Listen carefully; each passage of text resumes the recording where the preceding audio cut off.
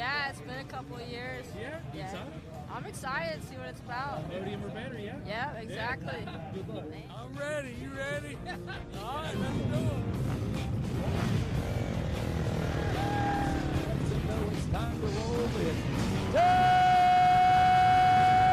10 seconds for row number 1, the WXC here at the Dunlop Tires Tiger Run GNCC.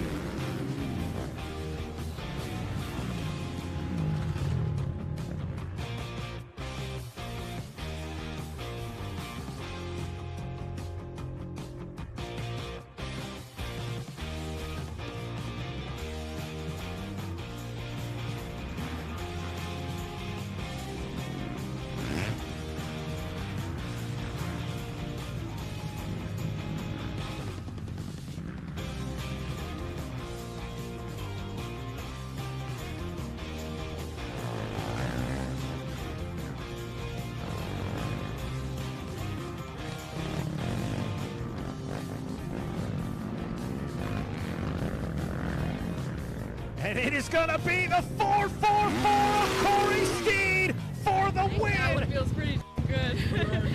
Man, I've been waiting a long time for that. Thank you. Not bad. That was fun out there. I had a good time, some great battles. Got caught up with a couple lappers, but you know, that's what it's about. Just had fun out there. The conditions and the speed way more suited your style. How was it to see that? It was sweet. The high-speed stuff, I was kind of catching on those girls, and then the tighter stuff, they're still a little bit faster than me. But I just tried to stay consistent and stay in there.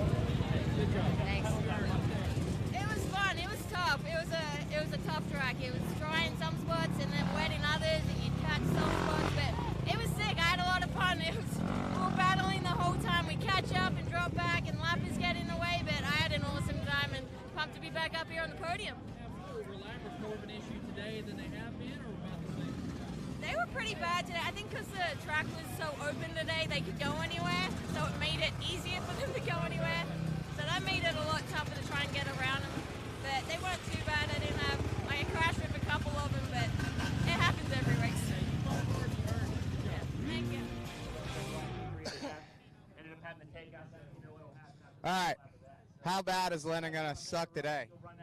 We'll find out, I guess. I had you pick to win last race, and you threw it away. You threw it away. Big hole shot today.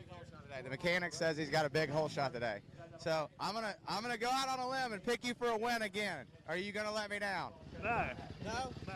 All right. He doesn't seem very certain again. You got a taste of what it feels like to lead the majority of the GNCC for the first time in a few years. Are we gonna see you fade like a $2 T-shirt? Or are you gonna be able to pull it together today? I'm trying. I mean, I didn't get heat stroke last weekend, so that should help me. We're putting our money on you, whether you like it or not. So just don't let us down. That's what I'm here for. All right. All right. What's your pick on the day? Who are we going with? Mike McCaster. Yeah. Hey, Mike. All right. He's sticking with Yamaha. All right. You heard it there. This guy says that you are his number one pick. Are you gonna let him down today? I'm going to do my best not to. First race back, obviously, but yeah, we need to keep Blue Crew Nation proud. Obviously, our boy here is sidelined, so someone's got to step up to the plate. I don't know. Today we got some gnarly hills out there. I'm a little nervous. We'll see. It's been a while since I've been an extreme racer, but. All right, where is the gnarly hill? Because I might have to find myself down there. I don't know. Mile 4. It's like a ditch. I don't know. We'll see.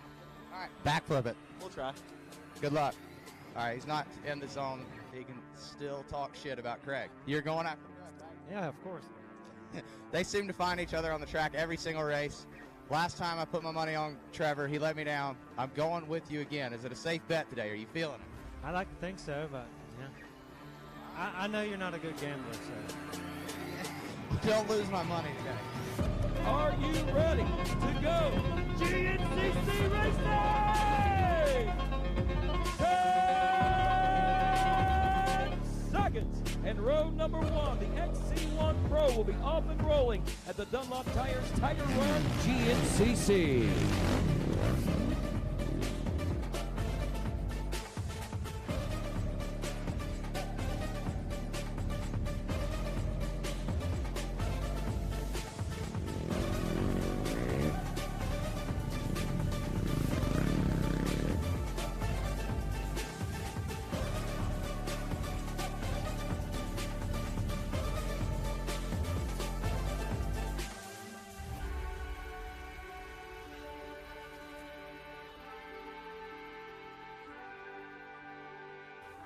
She's getting soft, a little bit dug out. All these amateur riders. Tech tip of the day. Yep. When you come into a hill, don't be sitting down and unload and then lose traction. Stand up, let it soak up right here, and then get some traction. All these guys are sitting down into it, digging it out, and they're falling. No wonder why.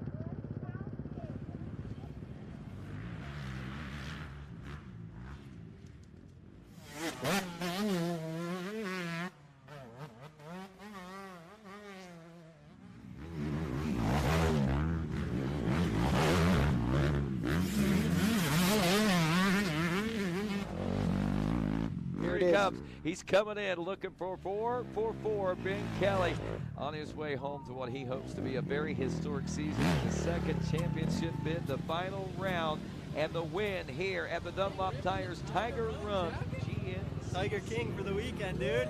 I seen everyone rocking the jumpsuits, and I was wondering if that's what they were giving away for trophies, but yeah, we'll see. Mikey Wayne's hooked it up, and I guess I got to rock it for now. There you go. Gnarly, man. These conditions are not my favorite, but I'm getting better at riding it, and yeah, it's just hard to be comfortable in these conditions, dude. Like, I just want to pin it, but you can't. Back end will step out, but nah, it was awesome to lead basically wire to wire today, and yeah, I don't know, wild. Man, that was a total different track than the first one. It was fast and hard-packed, sketchy, just skatey all over the place all day. But it was a good day, man. Got the whole shot, and Ben got around me right after this third corner, and man, he was going fast right off the get-go. Just took off and just tried to latch on and just stayed out of sight all day of it. Just kind of inched away, just barely. But I'm pretty happy with my ride today, and the bike was good, and tires were good, and yeah, keep on. Yeah, it was more like typical big bug instead of rooty and rough. Dry and slick, yeah. How were the lappers today? Were they okay or not as bad? I think there were more lines and not as many people, so. Good. Honestly, I was struggling with the course, just being the first dry race of the year. It kind of took me a few laps to get used to it, but I got there in the end. I feel like I could have changed a few clickers on the suspension just to get it to settle a little more, but I pushed through it and was just bouncing around out there. I don't know, I was able to find a flow and get it done. So. Oh, it was really hard. I started really good. I fight with Linden and Widoski in the first lap, and after I continued my reading and I finished second, so I am very happy for this position. Hey, you earned it. Awesome job, man. Thank you, man. tough, real tough, but got a shocking start, but I was able to just pack them off one by one. It was brutal, just real choppy, but it was nice and flowy, so it's good. Different than back home in Oz or no? Oh yeah, back home in Oz, I'm sort of used to desert. Yeah, so. It is different. Yeah, but no, really happy. Thank you.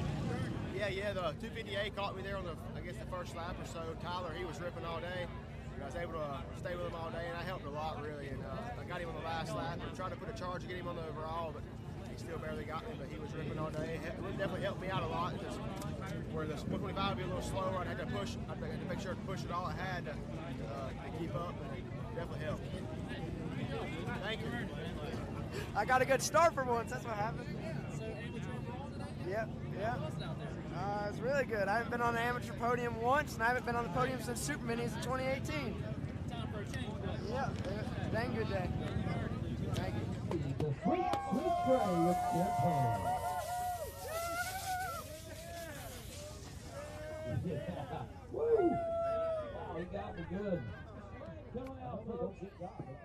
That's right, Jordan Asper and Trevor Bollinger. You want some? Where's Stu at? I know he wants some. He's probably asleep in the woods somewhere with the 12-pack left over.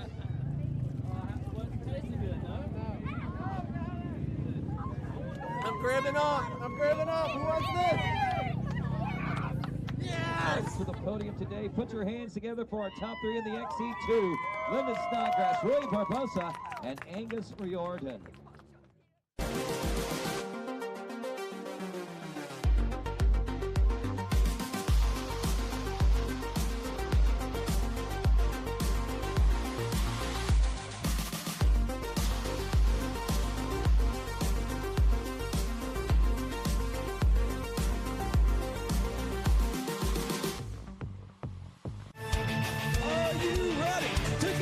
GNCC Racing!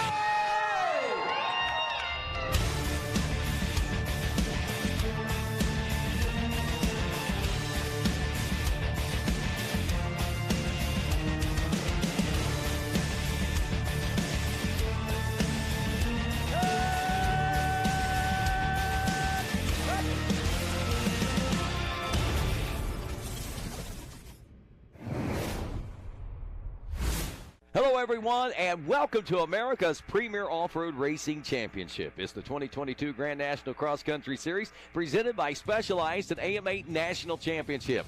I'm Rodney Tomlin along with Mikey Waynes, and later we'll be joined by Johnny Gallagher and I'm sure a host of others, Mikey, as we roll into this fifth round of the 2022 series. And wow, what a crazy turn of events this series has tuned up for us this year. There's no doubt, you know, a couple of rounds ago we had some wind warnings, and last round we had the wind warning, and I mentioned the winds of change were blowing, but I think here on the two-wheel side of things, the winds of change began blowing way before that. And here as we set the stage, nearing the halfway point of the season, we've got another exciting day of racing ahead. Yeah, no doubt about it. It has, without a doubt, become the Ben Kelly show. We know that much.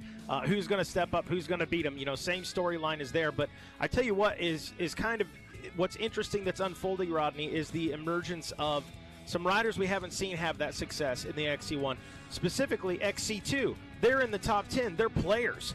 So you think of guys like Mike Wachowski, Lyndon Snodgrass, all having a shot now at having some really good overall results and coming out around 4. Snodgrass was a P1 in XC2. Rui Barbosa was a P2, and Riordan was in the third place position.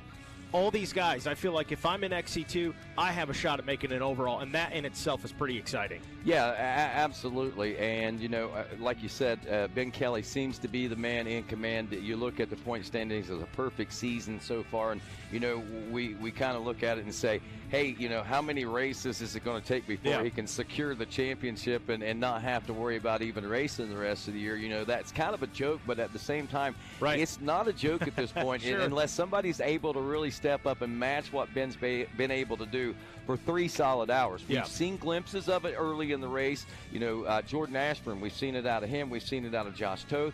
You know, heck, we've even seen it out of other riders, and we've seen some really good pushes by some of the XC2 riders back there as well, Right. who's gotten into that time zone as well in the early part of the laps. Now, if they could do that consistently, that could get interesting as far as the overall win could be as well. But right now, as we look back at our last round of results, Trevor Bollinger finally able to get some results turned in.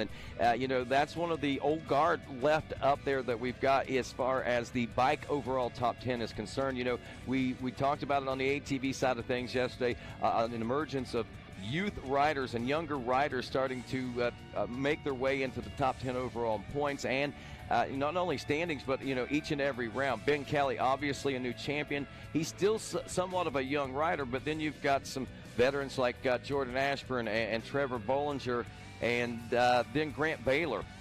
Those guys are guys that, you know, have been around for a little longer. All the rest of these guys' names are kind of new, and you look at even newer names like Rui Barbosa, Angus Riordan, and even Canada's Tyler Medaglia right now doing a great job. He is running 9th place overall, and even with a proven past XC2 champion in Josh Toth back there in the 10th place position. I'm telling you, there's a lot of change up going on here this year. We keep talking about it. Sounds like we're beating a dead horse, but this is pretty exciting from a race fan standpoint, and you don't know what's going to happen other than you can maybe say, okay, Ben Kelly's going to win this race. That might be the only thing that you might feel solid and comfortable about. But what happens when he gets challenged? That's right. Somebody's got to step up and do it. I got, for some reason, I'm feeling good about Trevor Bollinger. I think that that podium, first one this season, he was very emotional after that race in all the good ways. You know, the monkey's off his back now. That's the hard one.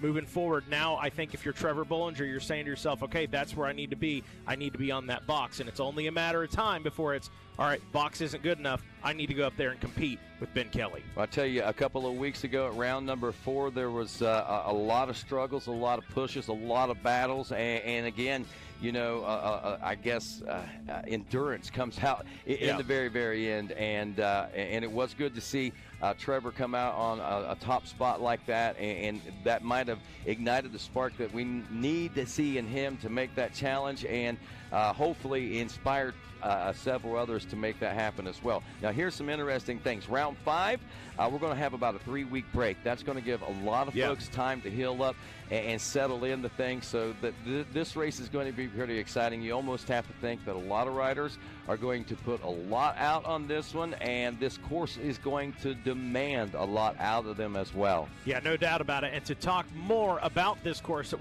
our riders will face today, we'll throw it to Jared Bolton with a Yamaha Racing track description. Thanks, guys. We're back here at Camp Coker. Man, I'm telling you what, this has become a favorite of everybody on the tour. If you've never been here, you're really missing out. Because in addition to a really fun racetrack, the place itself is incredible. There's nice green fields, there's ponds everywhere, there's fishing, there's swimming. It's pretty much a camp out when there's a race going on too. The track itself, a little bit on the tighter side here, but you get out into some open sections as well, a couple of fast field sections. We even got some sections of the old Camp Coker motocross track that was really popular down in this area back in its day. Overall, Camp Coker, a little bit sandy here, and you know what I'm going to say, there's a little bit of something for everyone, but if you're good at tight stuff, this is definitely up your alley. Camp Coker's really good course, a lot of flowing trail, fast stuff, tight stuff. It's got it all here. That's why people love it. We got great weather too. Couldn't ask for more. Back to you guys. All right, thanks a lot, Bolton. Again, another great track in store for our final stop in the southern sweep of the GNCC series. After this one, Mikey, we're going north. We're going north. Home for me. I can't wait. But, hey, let's get through this weekend first. We're going to take a short break, get a word from our sponsors, and when we come back, down on the starting line with those iconic 10-second calls, the Rodney Tomlin. Don't go away.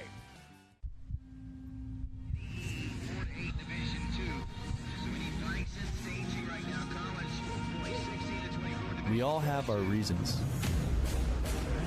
to accomplish, to work hard.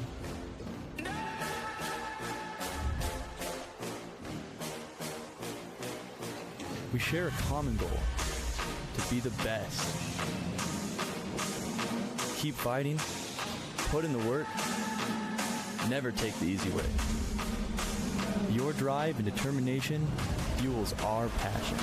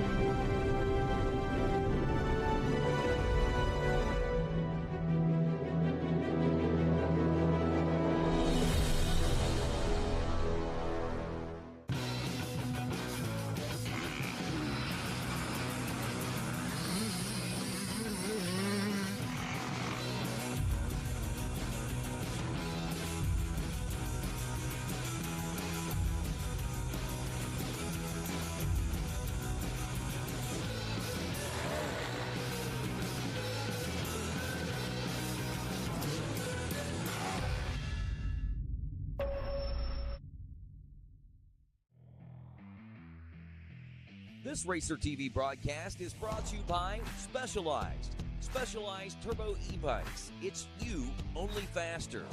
And by Rocky Mountain ATV MC. Get ready.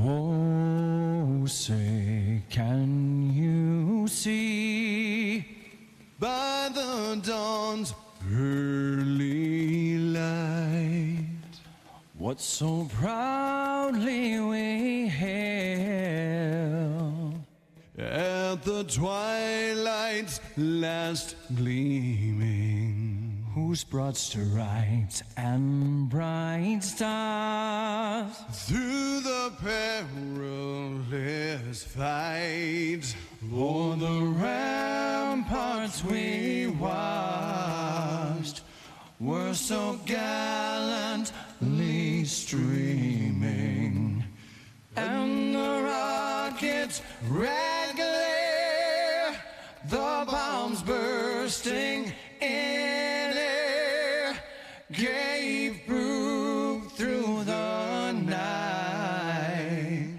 that our flag was still there. Oh, say does that star-spangled banner yet wave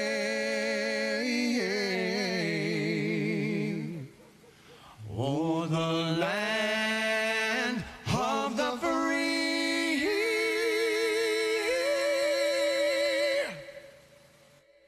and the home of the brave.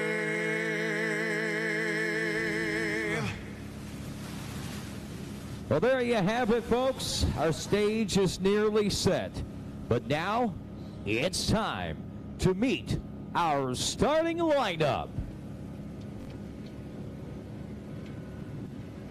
Rolling to the line today in accordance to points of the first 4 rounds of GNCC racing in the 2022 GNCC Series. Our riders will roll like this today. Up first, riding aboard the number 1, he is undefeated through 4 rounds of GNCC racing here in the 2022 season. From Harwinton, Connecticut, your defending champion on an FMF Factory Racing KTM, Ben Kelly. Rolling to the line today, second in points, aboard the number 3 from Livingston, Tennessee, on a Magna One Motorsports Husqvarna, Jordan Ashburn. He's the rookie. He's third in points, riding aboard the number 342 from Morgantown, Pennsylvania. Out of Rockstar Energy Factory, Husqvarna, Greg DeLong. Fresh from a podium on the 739 from Morganton, North Carolina. Out of Rockstar Factory, Husqvarna, Trevor Bollinger. Rounding out the top 5 in points, riding aboard the number 206, hailing from Winstead, Connecticut, on a Factory Racing FMF KTM, Josh Toad. Riding aboard the number 314 from Honey Path, South Carolina, on the Rev Motorsports Gas, Grant the Grizzly Baylor. Riding aboard the number 998 from the United Kingdom on an Ampro Yamaha, Todd Kellett. And last and certainly not least, riding aboard the number 212 from Duval, Washington, on a Coastal Racing Factory Gas. He's fat, he's rough, he's rowdy, Ricky Russell. Welcome back, buddy, and it's time to go GNCC Racing nearly, my friends. But before we can do that, oh yes, Mr. DJ, as you climb aboard your trusty RMAX 1000 Yamaha, I would like to ask you one final time this weekend here at Camp Coker, DJ Judd, would you please remove the meat? That's right, folks, the Monster Energy Activation Transport, a.k.a. meat, making its way off the starting line now, as it'll find its post and position here as we ready these riders and get them set to roll into that first turn. Still wrapping things up and putting a bow on the morning race right now, and Ricky Towery waiting for the all systems go signal from our friends at Timing and Scoring. Our racetrack is ready. We've got all systems go, and as soon as the final switches have been made, we go into afternoon pro mode here in GNCC. Welcoming everyone aboard on RacerTV.com, watching GNCC live. Beautiful sunshiny day today. Temperatures in the mid-60s right now under beautiful blue skies at this world-famous Camp Coker Motocross facility, which once hosted a number of greats, including Larry Ward, Ricky Carmichael, James Bubba Stewart, and so many other big names over the course of time. And Ricky Towery signaled these riders, letting them know 1 minute before we get set to ride our next page of history in GNCC racing. Everyone watching, everyone waiting and anticipating the waving of the blue flag. It'll signal 30 seconds and the dead engine call as the hush will go across the GNCC start land. And there it is, folks. The blue flag is out. Shut them down, shut them down, shut them down, shut them down. We are now less than 30 seconds away from going racing. And I got to ask you, race fans, are you ready to go GNCC racing? Excuse me, I didn't hear a thing. I'm going to ask you one more time. South Carolina, our last stop on the Southern Swing. Are you ready to go GNCC racing?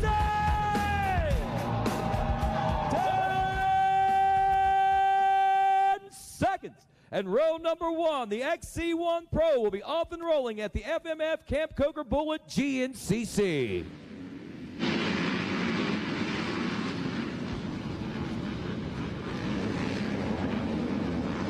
And a mad dash to the first turn, and rough and rowdy Ricky Russell grabbing the early lead. That's Jordan Ashburn, followed by Ben Kelly in the number 3 spot as they tackle turn 3.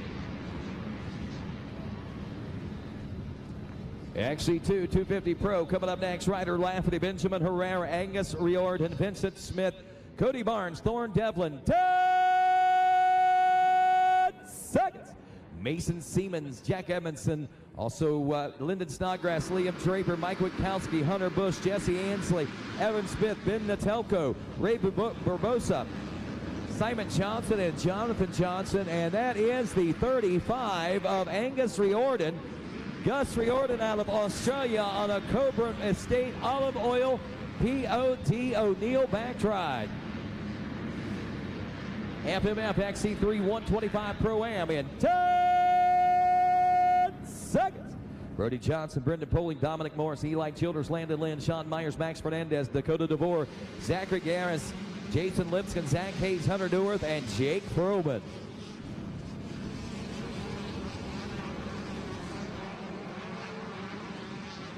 .722, Zach Hayes from Sumter, South Carolina, grabbing the early lead on a Carolina cross-country KTM Moose Racing machine. Open A bike coming up next. This is our Neil Emmett, Tanner Whipple, Trevor Getz, Ezra Prine. 10 seconds. Lucas Hole, Huck Jenkins, Dylan Dela Cruz, Trail Henderson, Justin Lafferty, Nicholas Hunter, David Bergeon, Corey Pierce, Chase Hayes, Nathan Rector, Lane Smith, Kevin Weber, Dustin Vincent, Andy Savettis, Jacob Barnes, Cole Whitmer, Landon Rogers, Samuel Evans, Josh Ellis, Hunter Smith, and Jeremy Lanthier. And it's the 29 machine of Neil Inman from Bangover, Pennsylvania on a Fly Racing Motorex Factory Connection machine grabbing the lead in this one as we go to the 258 class. Tyler Palmer, Zachary Davidson, Bubs Tasha, Jason Tino, Gavin Simon, Philip Dagdanese. 10 seconds.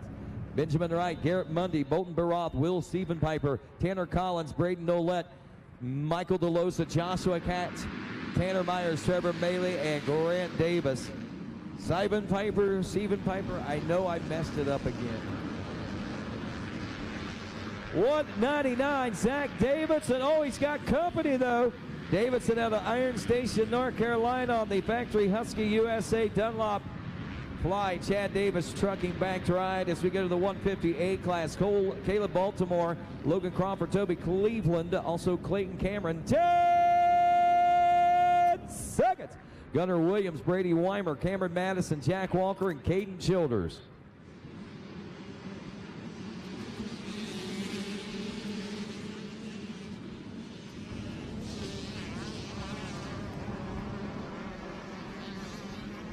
.213.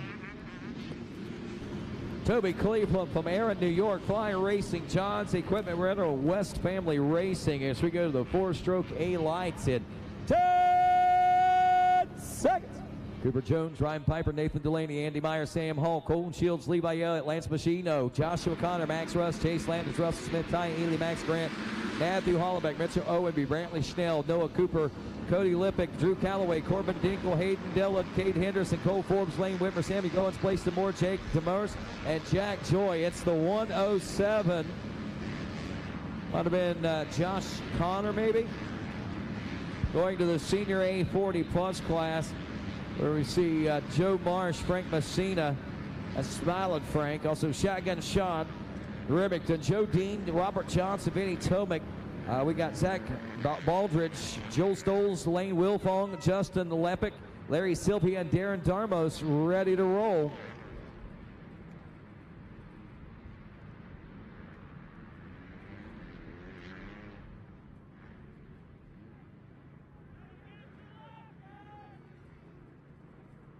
Moving on over, guys.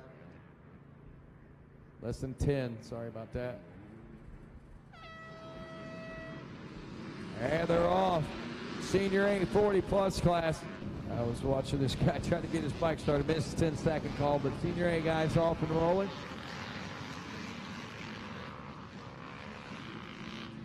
That 368 Joel Stoles maybe as we go to the Junior A25 Plus class. Shane Wicker, Caleb Hayes, Aaron Higgins. 10 seconds. Matt Servant, Thomas Caldwell, Justin Leonard, Andrew Boggs, and Braden Moore.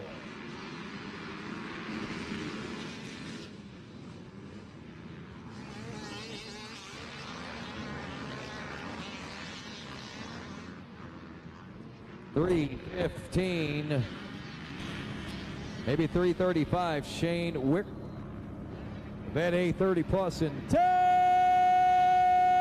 seconds. Danny Haftel, Joshua Wyatt, Jared Jordan, Mark Horesco, Michael Funk, Kevin DePoys, David Ravinsky, Sebastian LeBlanc, James Bauer, Walsey, Texera, Justin Ramsey, Landon Smith, Shane O'Banion, and Glenn Curry. 3:18, no, 3:51 maybe, or 5:51 would have been James Bauer out of Elizabeth, PA on a TPS suspension national cycle. 10 seconds. Open B class coming up now.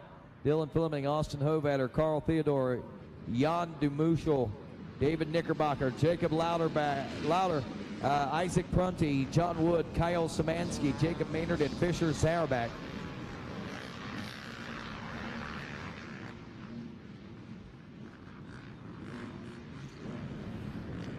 .452, John Wood on a Rourke's R&R cycle repair machine out of East Sparta, Ohio.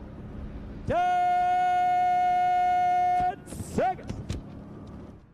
250B, Andrew Inman, Chandler Taylor, Nick Martin, Tyler Shields, Bancroft, Caleb Lane, Peyton Gwynn, Ty Atkinson, Doug Randolph, Nate Smith, Brody Robbins, Brian Pukas, Jaden Wilson, Caleb Hines, Cody Reese, Michael Horwath, Caden Sims, Robert Dillahay, and Michael Moore. 446. Caleb Hines from McMinnville, Tennessee on a Hale and Hines Nursery, Hines Construction, Dunlop Tire back ride. 150B, less than 10 to go for Carter Wendland, Ethan Dingle, Trevor Golden, Robert Weiss, Ryan Richards, Gavin Hampton, Randall Searden, Colby Kimbrough, Bailey Flynn, Ranger Inmans, Nicholas Zions, Andrew Seegers, Harvey Bull, Patrick Callahan, Owen Barnes, and Ryan Gribben. 216, Robert Weiss from Woodland, New Jersey. 4-stroke B lights class. 10 seconds. Landon Beatty, Thomas Allen, Rayleigh Messer, Cole Pierce, Josh Villanova, Brian Kubik, Shane Cecilwicks, Nicholas Thompson, Wade Tucker, Dakota Cunningham, Lane Morris, Brock Belsel, Landon Harvin, Maverick Cody, Trent Hull, Preston Horton, and Hunter Hurst. 422, Nick Thompson from New Straitsville, Ohio, Bonsai Suspension, Kenda Tires, and American Family Insurance. And Mom. All right, Senior B 40-plus class coming up next. We got Adam Nastic, Cody Hosta, Ernie Martin, Leon Whitaker, Joselton Ramos, Matt Jend, Chad Miller, Mike Swartz, Anderson Santos, Dave Younglis, and Brent Maynard ready to roll next. Senior B 40-plus in 10 seconds.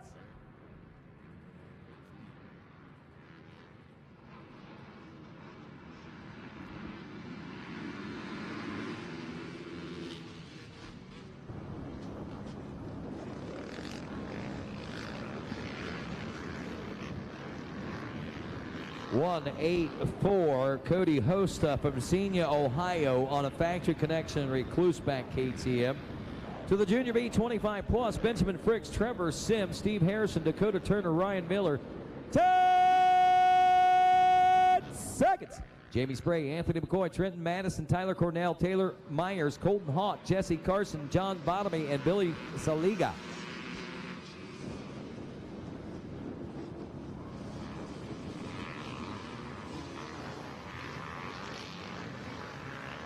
.377, Ryan Miller from Coldwater, Mississippi on a Fletcher cycleback drive. To the Vet B 30-plus class, our final row in 10 seconds. Adam Odell, Brian Resotarski, Larry Hopper, Scott Hopper, Rick Stanley, Julio Lubiana, Jimmy Becker, Daniel Zortman, Ryan Ford, Joseph Clip, Doug Hughes, Thomas Simonson, Ben Odell, Sasha Durjek, Ryan Tucker, Eric Kettering, and Sean Nastasi. That's 408. Joseph Kemp from New Franklin, Ohio, grabbing the early lead in this one. And rough and rowdy Ricky Russell taking to the early lead on this one. We saw as he grabbed the whole shot, but he had lots of company right on that rear fender as they exited turn 3 and headed for the woods sections. Folks, can he hang on to that? Will Ben Kelly rise to the top once again? Will he remain undefeated after this day of racing, or will something happen and things shake up? Stick around to find out. GNCC Live continues after this.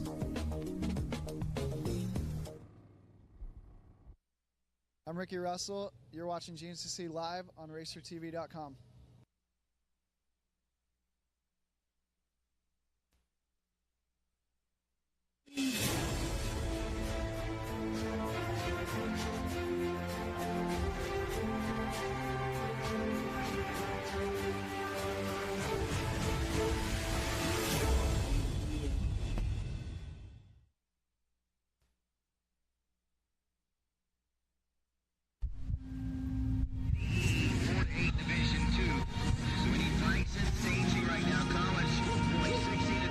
We all have our reasons to accomplish, to work hard.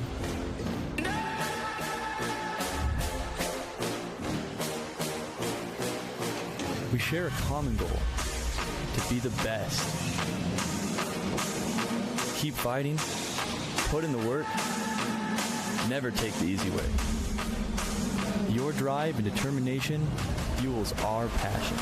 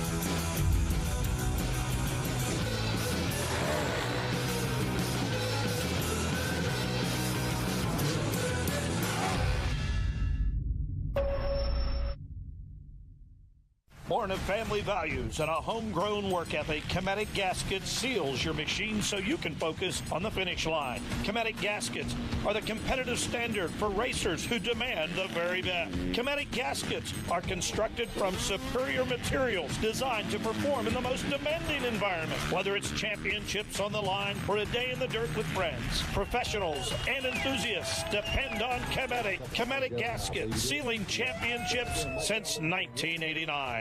AMSOIL runs on freedom and has since 1972. We punish our products firsthand in our world-class laboratories and beyond, because some things can't be learned from a test tube. Run with us.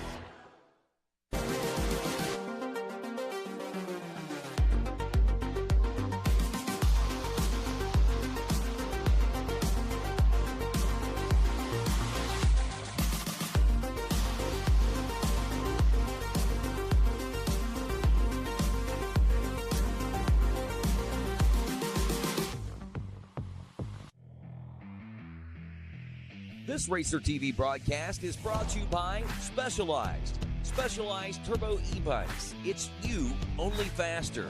And by Rocky Mountain ATV MC. Get ready.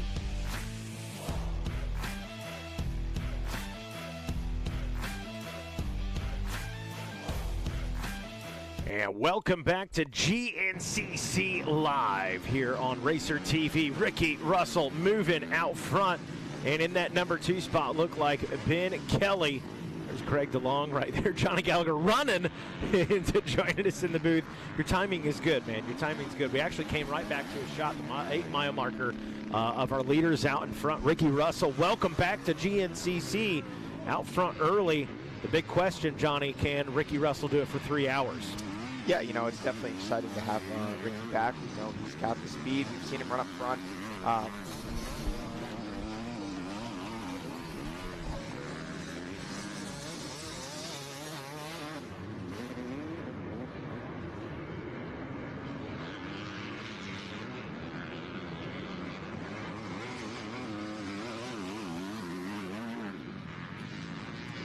All right, sorry about that, folks. Don't know if we had house music, but Johnny and I cannot hear as well as we did about 5 minutes ago. We're back.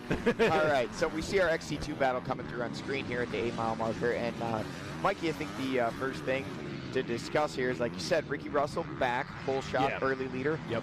Shaking things up a little bit. It's kind of been same old through the first 4 rounds of 2022 with Ben Kelly. Oh, look at this Josh Toth, actually way back there, back behind almost the entire XC2 class. So we'll have to get a update to see exactly what was going on there. Yeah, because here's our XC3 leader. So yeah, Josh Toth is back behind the entire XC2 class at the 8-mile marker. So something went on with the 206 machine of Josh Toth. We'll see if we can get an update here on that. But he's going to have some digging to do if he wants to get back up in there and get in the battle for a top 5 or even at this point a top 10 today. My goodness. Well, obviously, big question coming into today. You know, Ben Kelly coming into it with 4 wins in a row. You know, can he make it 5 in a row, Johnny? I had to laugh because I heard you when I was down at the finish line at the end of the last race talking about, you know, the elephant in the room. Don't bring it up. Da da da da. And I thought, you know what? Let's make it interesting. I'm just gonna jump right in and ask him about an undefeated season. Did I curse him? No, I mean, I'll be honest with you, Mikey. I'm not a big superstition guy. I think things are what they are. Yeah. The only part of that, and it's not a curse, the only part of it that talking about it really changes is if the rider isn't thinking about it. It does make them think about it at least for a moment. Even if it is just for one passing, fleeting moment. Yeah. You know, but at that point, Ben Kelly, you know, he was so kind of on a high after winning his straight race. Interesting things that Ben said after last race, saying that he felt that was a tough one for him. I mean, from the outside looking in, it almost looked like it was the easiest one he's had. But from his own words, from his own admission, he said, nope, that one was the hardest. Tough. He said those were the conditions that he struggled the most in, and he didn't know if he was going to be able to get it done, and ultimately he did. So good news for him, bad news for his competitors. No doubt. If on what he considers to be his worst conditions, he's able to pull out a win, you know, that really puts these guys on their back foot when the conditions are to his liking. Yeah, no doubt. And I believe Adam, I think, chimed in there. I think we actually have an interview of Ben Kelly talking about that exact thing. Maybe we can get that segment pulled up. All right, we'll take a look at Ben Kelly's thoughts on that exact topic.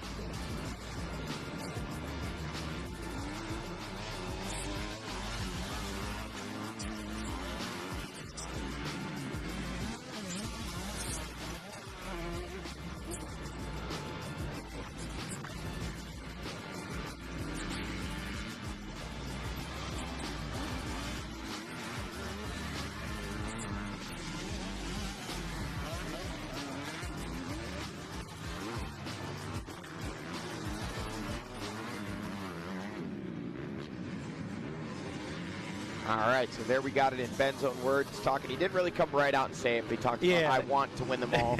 And Mikey, if you're going to win them all, what you got to do is you got to get out front. And Mikey? When you're out front, that's normally proceeds to a win. We have a new leader. We do. It is Ben Kelly. It's the number one. And already putting a gap. No, let's not call it a gap. Just a little baby gap. Come on. A baby gap. Baby gap. Baby gap. All right. Well, the baby gap, there's a sale today at Baby Gap. And Ben Kelly is offering no discounts to these guys. The sale is buy one gap, and I'll bring you 2 more later in the race. Ricky Russell still there holding on strong in second. Jordan Ashburn putting on the pressure in the 3rd place spot. Jordan knows. Jordan knows he can. I mean, all these guys know they cannot let Ben get out of sight.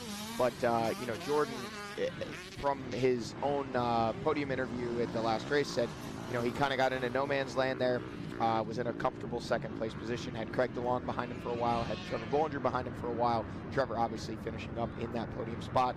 Trevor was able to make a run kind of just past the 3/4 way or so, 2/3 way of that race. Here we go on screen, 11-mile marker, Ben Kelly out front. And now he's starting to make a gap. Now. Before it wasn't a gap, now it's a gap. Now it's a gap. Not a big gap, but it is a little gap. The 212 Ricky Russell. Again, welcome back to GNCC Racing. The XC1 field absolutely decimated early with injuries, and these guys are starting to work their way back. We're hearing grumblings that, in the next few rounds we might see some more riders back. I know Josh Strang had made some posts on his social media.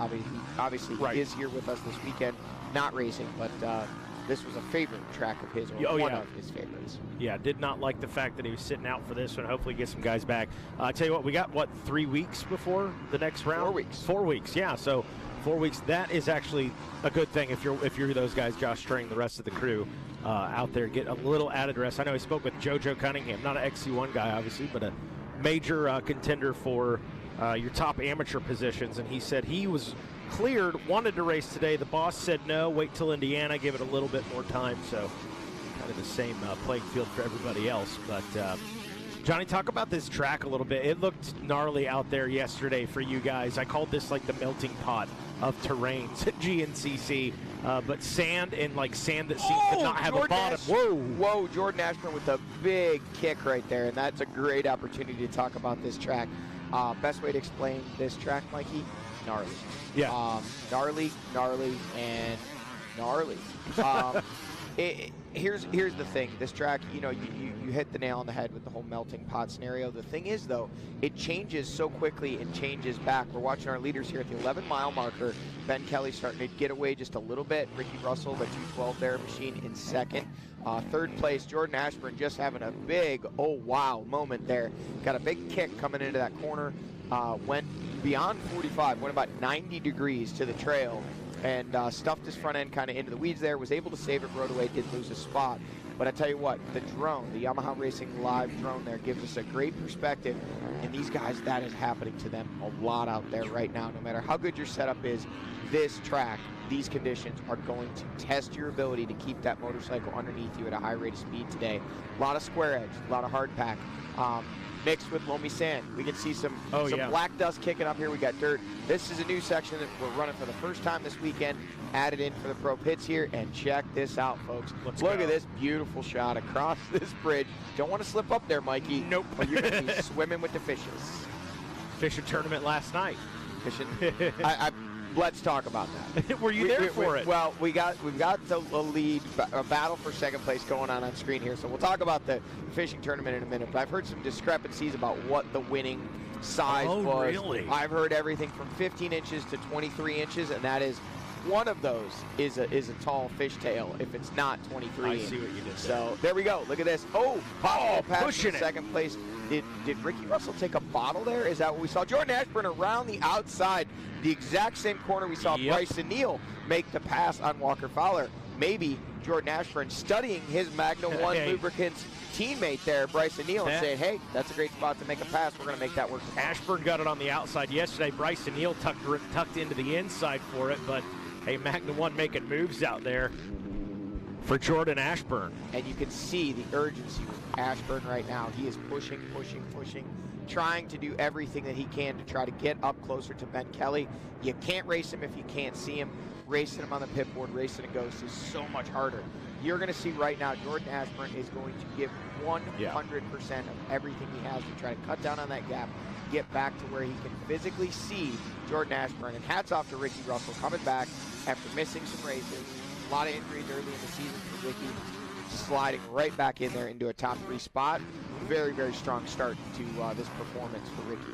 No doubt, and good to see Ashburn pushing the issue, not wanting to wait around behind Ricky. He's got to get up and go. Taking a look at timing and scoring, obviously, Reardon checking in out of the XC2 on adjusted time. Sits P1. How about this? He turned a 23:51 4.3. Ben Kelly turned a 23:51 7.98. It's early. It's early, though. Well, you know, let's go ahead and start speculating and contemplating here. Riordan, an Aussie. Yeah. Josh Strang, an Aussie. Loves this place. Taylor Jones, dominant performances. No doubt. WXC. And over the years, we've seen Josh Strang, Taylor Jones, Kenzie Tricker. A lot of the Aussies do well here. I don't know. I haven't spoken to them personally, but I'm guessing this must be somewhat familiar terrain, and they are feeling comfortable on a track like this. Now, pressure from behind for the third place spot. Craig DeLong, a 342 machine, starting to put the heat on his former Coastal Racing teammate there of Ricky Russell. Is he going to be able to make the passes? Ricky Russell going to hold on to it. A lot of things going on here. Great shots from our Yamaha Live drone. Man, I got to say, this time of year without all leaves, we're starting to get a little bit of foliage, and it's getting harder to get these shots, but it makes it so nice to call this action. You just have so much you can see, and some pretty picturesque views. Yeah, here no as well, doubt. Mikey. I'm loving it. Hey, speaking of Reardon, he's not just the only XC2 guy out there. Ben Kelly drops a second on the adjusted time. Ryder Lafferty in P3. Evan Smith in 4th. Mike Wachowski back in 5th. And then you got to go back to 6th place before you get to another XC1 guy, that being obviously Ricky Russell. Ashburn, which we know Ashburn's gotten around him. Jonathan Johnson in 8th. 9th, Craig DeLong. And rounding out that top 10, Trevor Bollinger.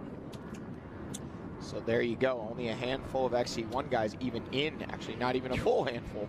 Only 4 of them, I believe, from the sounds of it, in the top 10. And that just goes to show the kids are coming. That XC2 class, they're pushing the pace early, and they're trying to get up there and mix it up amongst themselves, and it's pushing them up deep up into the running order in that XC1 class. Here we see Craig DeLong getting a run on Ricky Russell. Great shots here. Oh, Craig DeLong goes a little bit wide there. Now, out to the Camp Coker motocross track, Ben Kelly, the #1 FMF KTM.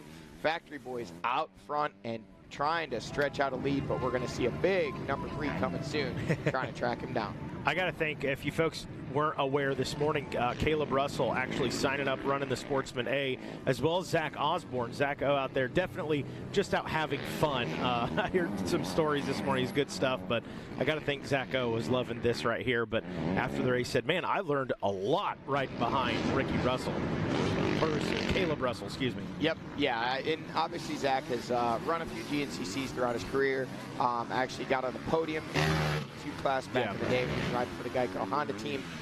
So he's got speed, but you know, he's been obviously focused on motocross and supercross for the last number of years.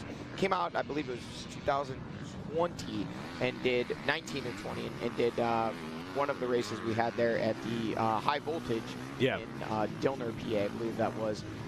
Right there near High Point, but did pretty well, but you know, it just, I think the 3 hours just sneaks up and catches a lot of people. So the 2-hour race, he was right there on Caleb Russell's rear wheel, basically coming to the finish, just a few bike lengths off. And those guys, like you said, had a lot of fun. Looked like they would kind of, a couple old retired guys, they'd sprint for a little bit, and then they kind of regrouped and caught their breath, and then went back after it again. And that last lap, it looked like they were having a lot of fun. Oh, yeah, no doubt. I know it fired up the WXC as well. Corey Steed in that first lap, they came through the finish. At that point, she was still right on the rear wheel of him. She's like, I felt pretty badass in that moment right there. It was really cool. So, my question, hey, you guys come out race in the afternoon. We need some XC1 guys. Come on out. Well, I don't think that either one of those guys at this point want to come out and put themselves through this, because you know, I have not yet made my post-race Instagram post, but let me tell you the gist of what it's going to say. Hats off to anyone who went 5 laps on that track yesterday. Leaders near 2 hours and 20 minutes today.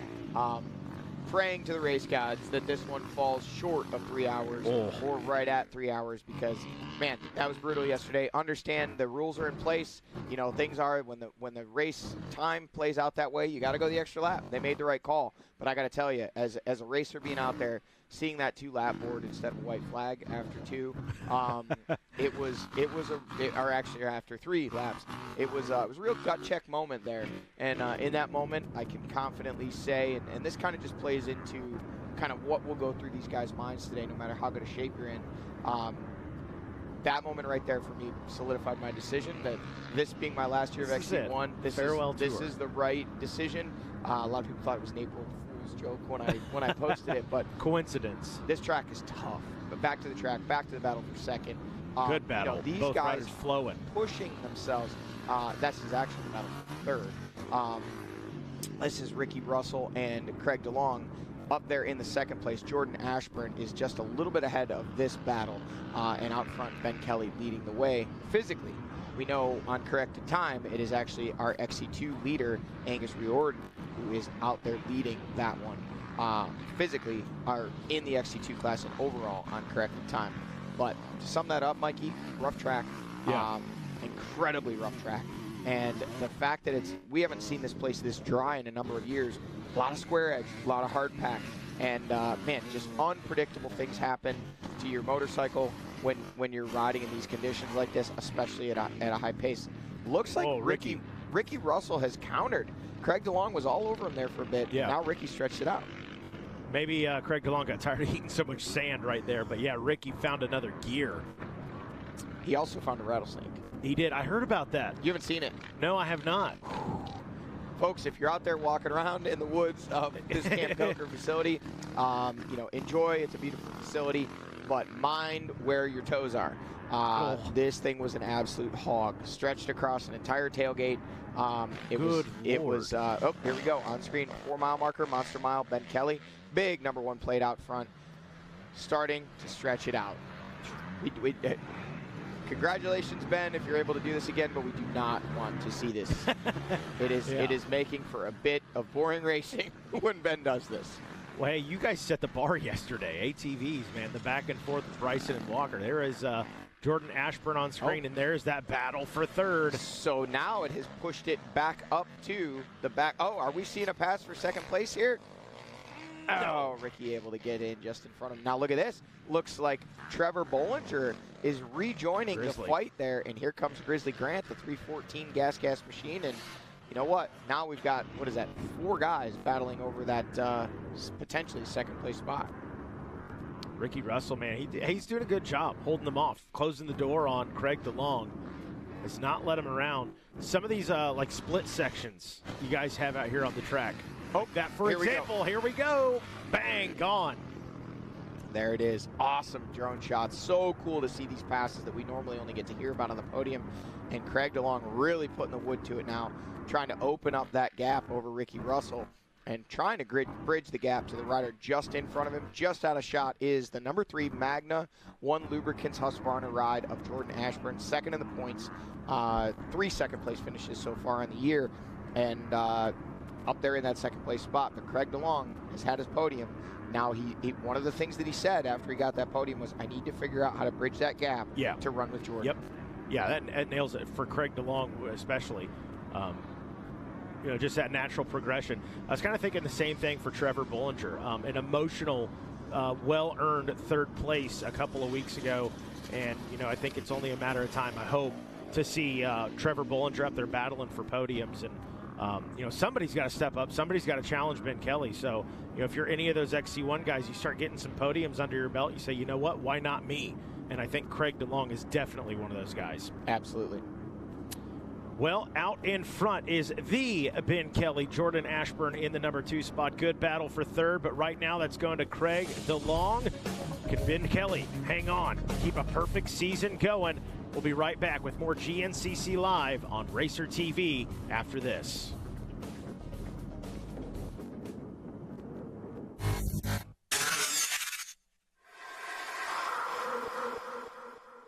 Last season was my best season ever by far. I won a lot of races. I won a championship, and it was also my first year using ARMA. And one of the things I noticed was just my ability to string good days together. You know, like especially in the summertime in Florida where you're riding every day and the heat index is 108 degrees and you're doing 230s and going to the gym and bicycle and all that stuff. I think in the past I've been super inconsistent day to day. Yeah, I may have a good race here or a good day during the week there, but overall I think where I improved the most was my consistency in my recovery.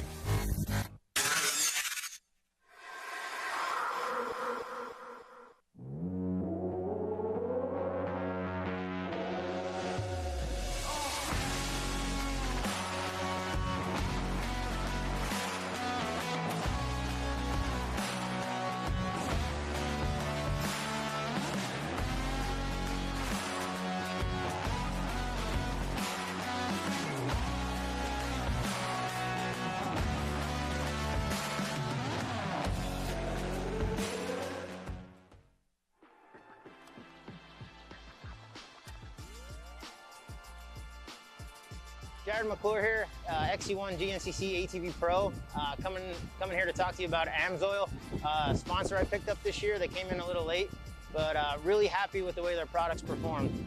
Basically what I'm seeing is pulling the clutch apart after the race. There's less coloration to the metals, like it's obviously staying cooler. I've always understood if the clutch generates a lot of heat, which transfers throughout the motor. So, if you keep your clutch cool, keeps the whole motor cool. And, I feel like it's really working. And, even after a 2-hour race in these intense conditions, the oil looks perfect. So, real happy with it. And, other than just the ATV oil, they offer, anything you could imagine for dirt bikes, your pit vehicles, anything from snowmobiles. They got you covered, and they also have penetrating oil, brake cleaner, stuff like that. So make sure you get on amsoil.com, check out their website, and join Team AMSOIL.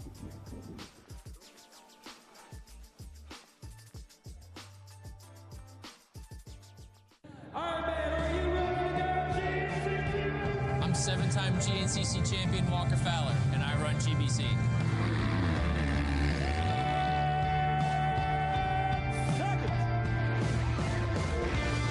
Like a bullet into the first turn, the number one with the pink helmet and pink bars. It is Walker Fowler, the 7th.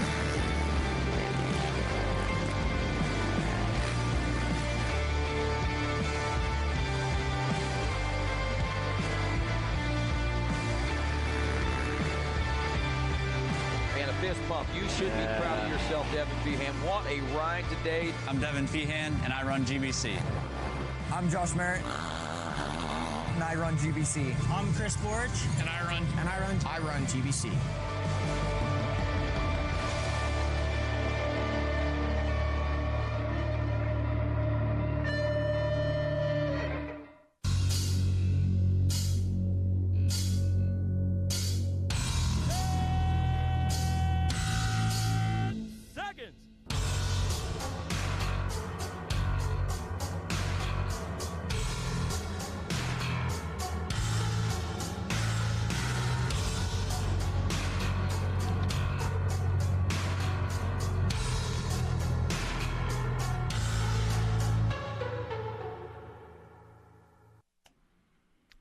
We're back, Mikey Waynes, and we've got the big event of the weekend, the 2022 Camp Coker Bullet Fishing Contest. This is where the fish stories come from. No doubt. Look at that pond, absolutely lined. Oh, yeah. Not a moment too soon. Bait started going in the water. Last year, it was won by a piece of salami, I believe. This year, I did not hear what the winning bait was, but look at the size of these things. Heard some measurements from 15 inches up to 23 inches. Let's go. 2 classes, the 13 and under, and then the over 13 class. You can see a lot of these participants. This is the highlight of here for me. Oh, it just gets better. Goes out, grabs a lost fishing pole, and he reels in. Can we say reel in? That's DJ Judd right there. Does he get an assist on that? He should. That's a good day. A good day of fishing. Was the Mountain Dew part of the trophy? Oh, here we go. Maybe. The kids were getting some jerseys. Looked like the winner picked a Josh Strang jersey there. Again, Josh Strang rider that's had a lot of success here over the years. Might be a bit of an angler himself. I don't know. Doubt. No doubt. I'll tell you what, when I was pedaling the track on Friday, I saw a number of the XC1 and XC2 bike guys. Actually, in this corner right here, fish in the corner of this pond, Ryder Lafferty, you know, he could have been out pedaling the track, but he was wetting the line, trying to catch himself a big one, and currently sitting in second overall. So whatever he did, sometimes you got to get your mind right. That's right. Relax, get the mind right, a little zen. So there you go, folks. Hey, if you're at home watching, you hear all of us talk about this facility. I know it's not the easiest to get to. It's definitely not the easiest track to get to as far as the highways and the stoplights, but it's worth it. I always dread that drive until I get here and see the property, and I'm like, yeah, that's why we're coming here. This is a beautiful property, and if you are an avid fisherman, this is the place for you. I'll tell you what, I figured out a solution to that. Yeah? Fly here. No, just came here from Florida, come up 95. Oh, there you go. It's like that's less probably than 10 miles of not even back roads. They're nice roads, great views, not a single traffic light between here. Actually, there's one. There's one traffic light. It's a flashing yellow. It is. Oh, there we go. Between here and Florence, South Carolina on 95. Oh, yeah. Nice, easy drive. Came in that way. You know, but hey, sometimes the drive is paid, just like snowshoe. Not easy to get to. Pays off, But the views when you get there, being able to stand on the starting line, walk to a Starbucks. No doubt. You know, again, you got the ponds for fishing. Great track. When I say great, I say that with a little bit of grain of salt. Still hurt from yesterday. It was rough. But you know, this is a track that has over the years provided us such great racing action, and we expect to see more of that here today in our 3-hour race, which, hey, Mikey, we're 42 minutes into this thing already. And if you're just joining us, Ben Kelly up front. At the completion of lap number 1, we actually had Angus Riordan, our XC2 leader, who was leading the overall on corrected time. Second place was Ryder Lafferty, another XC2 rider there. And Ben Kelly was actually third once you corrected the time, but physically he's out front, and we can tell by watching, he has picked up the pace, and we think, kind of could confidently say he's probably going to put himself into that overall P1 at the completion of lap number 2 here. Ben Kelly moving, waiting on our leaders here at the Method Race Wheels Method Alley. Get our eyes on it here in just a moment. Yeah, a lot of XC2 guys there in the mix. Ryder Lafferty, Evan Smith, Mike Wachowski. That was your 3rd, 4th, and 5th place rides. Ricky Russell back in 6th. So once we get that second lap complete, it'd be interesting to see what guys out of that XC2, if they're still there, battling for those top 3 spots. Well, and this gives us an opportunity to talk about Evan Smith. They're making that switch this year to ride for that factory beta team. Oh, yeah. You know, has kind of struggled throughout the first part of the season, but to be up in a podium position, this is the biggest highlight we've seen out of the first 4 races now into round 5. Ben Kelly on screen, the #1 machine in the Method Race Wheels Method Alley, and up on the pegs, hard on the throttle, and looking like he's continuing to open up that yes. There is second place Jordan Ashburn. Craig DeLong has done exactly what he had said he needed to do. He has bridged the gap to Jordan Ashburn, and now we have an official battle over second place. Craig DeLong, the freshman in the XC1 class, has caught up to the rear wheel of the biggest threat for the championship this year to Ben Kelly. Thus far, Jordan Ashburn. Here is, Trevor Bollinger has made the pass on Ricky Russell, now up to 4th, trying to reel in that battle over second. 3 Huskies, 2 factory Rockstar Husqvarnas out there. Be interesting, man. Trevor Bollinger going to hook up with those guys. That's Ricky Russell, the 212 factory gas ride. Trying to keep pace with these boys, but coming off the injury. Doing well, though. He's doing well. There is your top 5 XC1 riders. They are through. We'll wait and see. Here comes Mike Wachowski, the 282. Whoa. Angus Riordan there in second. And it looks like they have physically gotten around the 314 of Grant Baylor. So Grant loses some time. He was right up to the rear wheel of those guys that we've now seen kind of come and gone when we saw them last in the Monster Mile. But the leader in XC2, Mike Wachowski. There's Grant, and is that still Evan Smith? Ooh, possibly. It was hard to tell there. Could have been Ryder Lafferty, actually. I think it was. That was Lafferty. Now there is the visiting rider. There is Evan Smith on screen there. So now we have seen Evan Smith make his way through. So he's dropped back from the 3rd place position, but still running solidly in the top 5. Looks like we've got some more XC2 riders working there with you. Lyndon Snodgrass, another Aussie that has had some success here of late. Kind of surprised to see him back that far. Yeah, needs to start making passes, needs to start making moves before he lets those leaders get away. Looks like we've got possibly some Phoenix Honda racing machines there. Could be Rui Barbosa, could be Cody Barnes. Correction, it's both. Cody Barnes, the first rider you see on screen. There is Rui Barbosa, so the teammates going at it well outside the top 5 in that XC2 Pro Lights class. Gonna have to light the fire and kick the tires if they want to get up in there and battle for a podium today. And this track is just separating things pretty early. Yeah, no doubt. Good to see Rikowski up front, though, battling. Not coming off the best finish for him, so looking to rebound a little bit. In that XC2 class, we'll get our eyes on it here in a little bit. Mile marker number 8. Mikey, I saw that crash Mike Rikowski posted. Oh, yeah. Oof, that was a hard one. Happy to see him be able to get up. Ultimately, even just 2 weeks later, to be back on a bike and leading this one early. I mean, that could have been bad. That was a hard lick that he took there. Rolling today. Out front making the pass. He was sitting back in that 4th place spot just a few miles ago, and now he's up to the lead. Does not look like those guys have any interest in letting him go, though.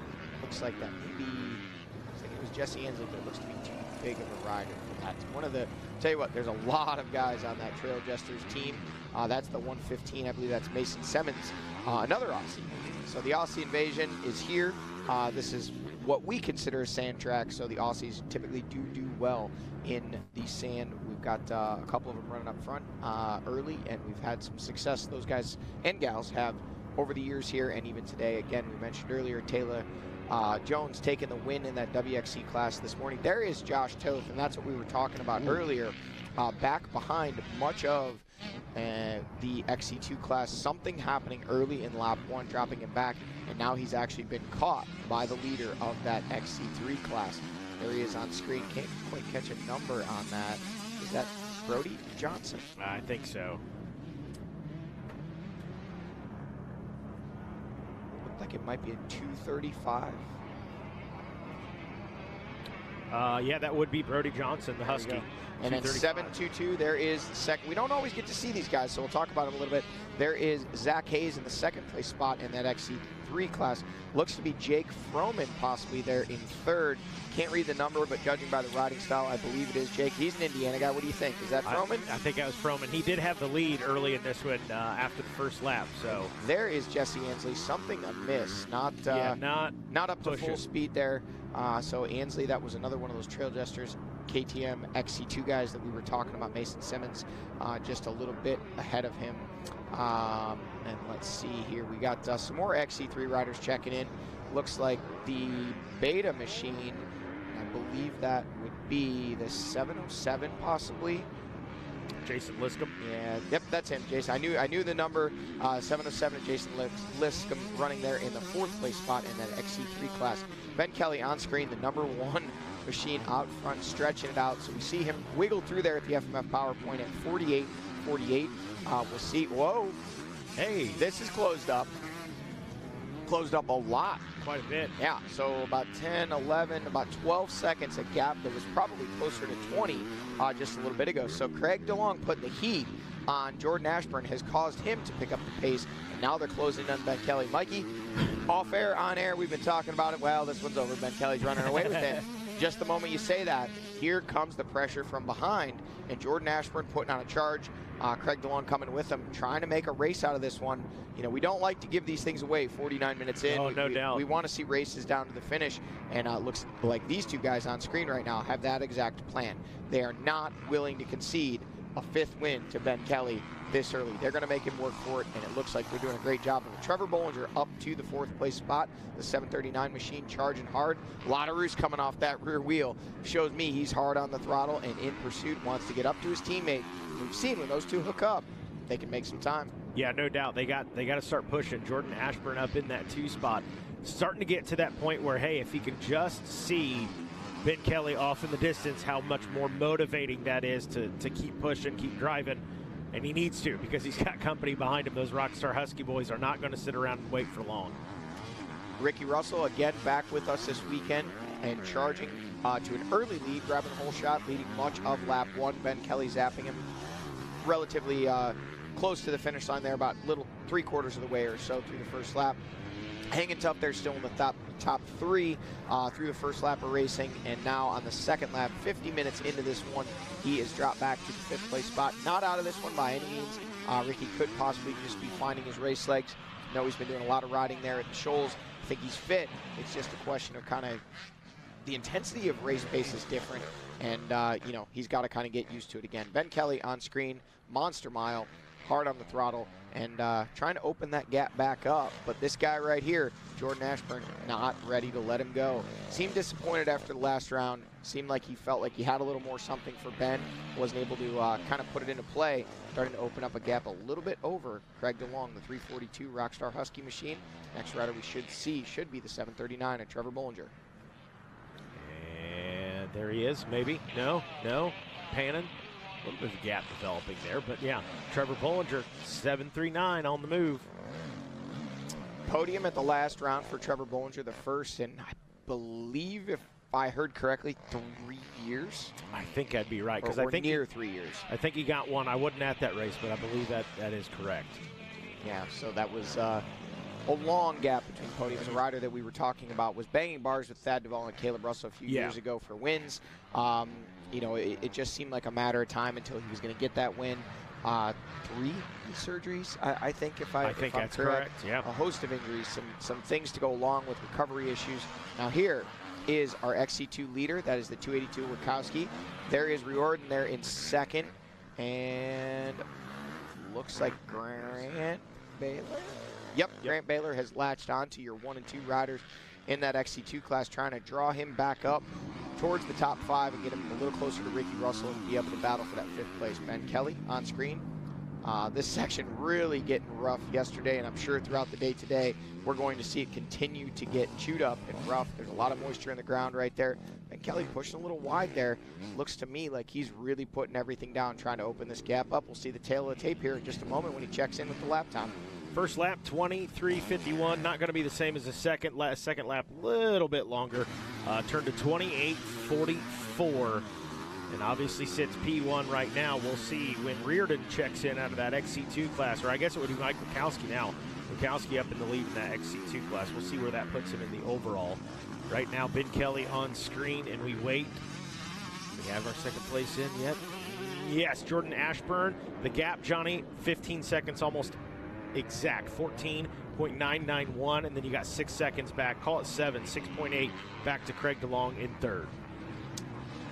Ben Kelly working his way around the pond. He's across the bridge, takes a look over to his left, sees second and third place. So no need for pit boards. He knows what the gap is. He can physically see him. Interesting. We see him drop the left arm there, shake out the hands. To me, that is typically a sign of tightness in the arms. When you see riders doing that, it means, you know, hanging on tight, the track's rough, possibly, you know, slight little setup issue. But anytime you see a rider taking their hand off the bar and kind of shaking their arm out, they're trying to get some blood flow. They're trying to open up the vascular system there and get a little bit of looseness into their arms. Craig DeLong, hard on the charge, was able to bridge that gap to Jordan Ashburn, and then now has lost a little bit of time.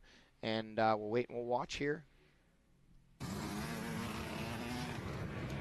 Well, obviously, DeLong checking in third. Wachowski has checked in out of that XC2 class, and on adjusted time, Wachowski now up into the number 4 position. That drops Bollinger back to 5th. And Angus Riordan checks in 6th in the overall on adjusted time. And there's Ricky Russell checking in, and Grant Baylor right behind him. There you go. So those guys are in the 7th and 8th place overall on corrected time. And on screen, the big number 1 of Ben Kelly, 15 seconds out front after 2 laps, an hour of racing complete. This one's still very much in contention for the win right now. Not far at all behind Ben Kelly is Jordan Ashburn, that number 3 machine. Man, it's almost like Groundhog Day. Ben Kelly out front, Jordan Ashburn trying to chase him down. Mikey, we're 5 rounds in, and we've seen this 4 times. I know it. The difference is today, seeming like Ben Kelly isn't quite able to open up the gap as quickly as he has been in some of the other races. For a moment there, it looked like he was going to. And just a matter of a couple miles, he opened it up 20-plus seconds, and then it shrunk back down. Don't know if that was a miscue for Ben Kelly or if Jordan Ashburn was just able to kind of find a groove and start chipping away at it. Right close there behind Ashburn is the 342 of Craig DeLong, a rider we have already seen on the podium in 2022, wanting more of that and wanting to work his way closer towards the center of the podium.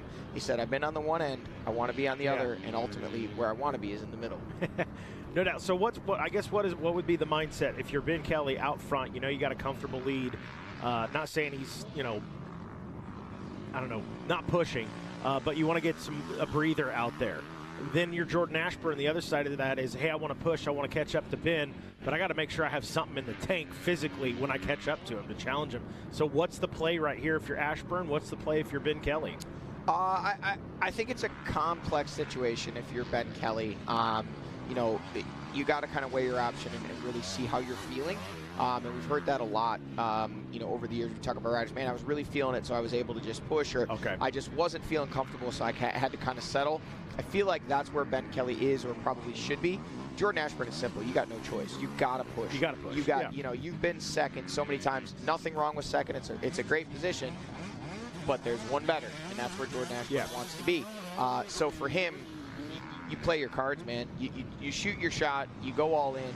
You give it everything you got. You try to close that gap. You try to get to Ben Kelly. And if you get there and you wear yourself out, at least you can say, hey, man, I got there. The other thing with Jordan Ashburn is, Mikey, you know, it's not common for us to see Jordan kind of overextend himself and run out of gas. Like, he's great fitness. He's very smart about these races. He's been doing it a long time. He knows what he's got in the tank. And I think this early in the race, you know, these guys know these are going to be 3-hour races. So even if he gives it everything he's got for an hour and he just doesn't make inroads, you know, at that point, then he can reassess and say, all right, what do I need to do to preserve my second place position? But right now, no, it's got to be full gas, all go, sprint for everything you're worth to try to catch this guy right here. And if you're Ben Kelly, you're not in a do or die. You're not in a must situation. He doesn't need to win all of these races. As he's pointed out in his interview, and that's not arrogance, that's just awareness. He's got a healthy points lead. No doubt. So if he's not feeling comfortable, which obviously he's leading, and he's got a little bit of a gap there, but I think it's actually come down a bit, possibly. You know, he's got that kind of breathing room to be able to say, hey, man, you know, I'm just not feeling it today. I'm going to ride within myself, and if these guys catch me, I'll just latch onto them and battle with them then. But right now, they've still got a 15-plus second gap to make up. There we see those two can see each other. That is Ashburn. Then, well, now we've switched to Kelly. But in that overhead shot, we had Ashburn on the left. There is Ashburn going through the rollers. To the right there is Craig DeLong. Now over to this side, we have Trevor Bollinger. So all three of those guys. That's what's nice about this Camp Coker motocross track. You're no longer relying on just the kind of abstract idea of time.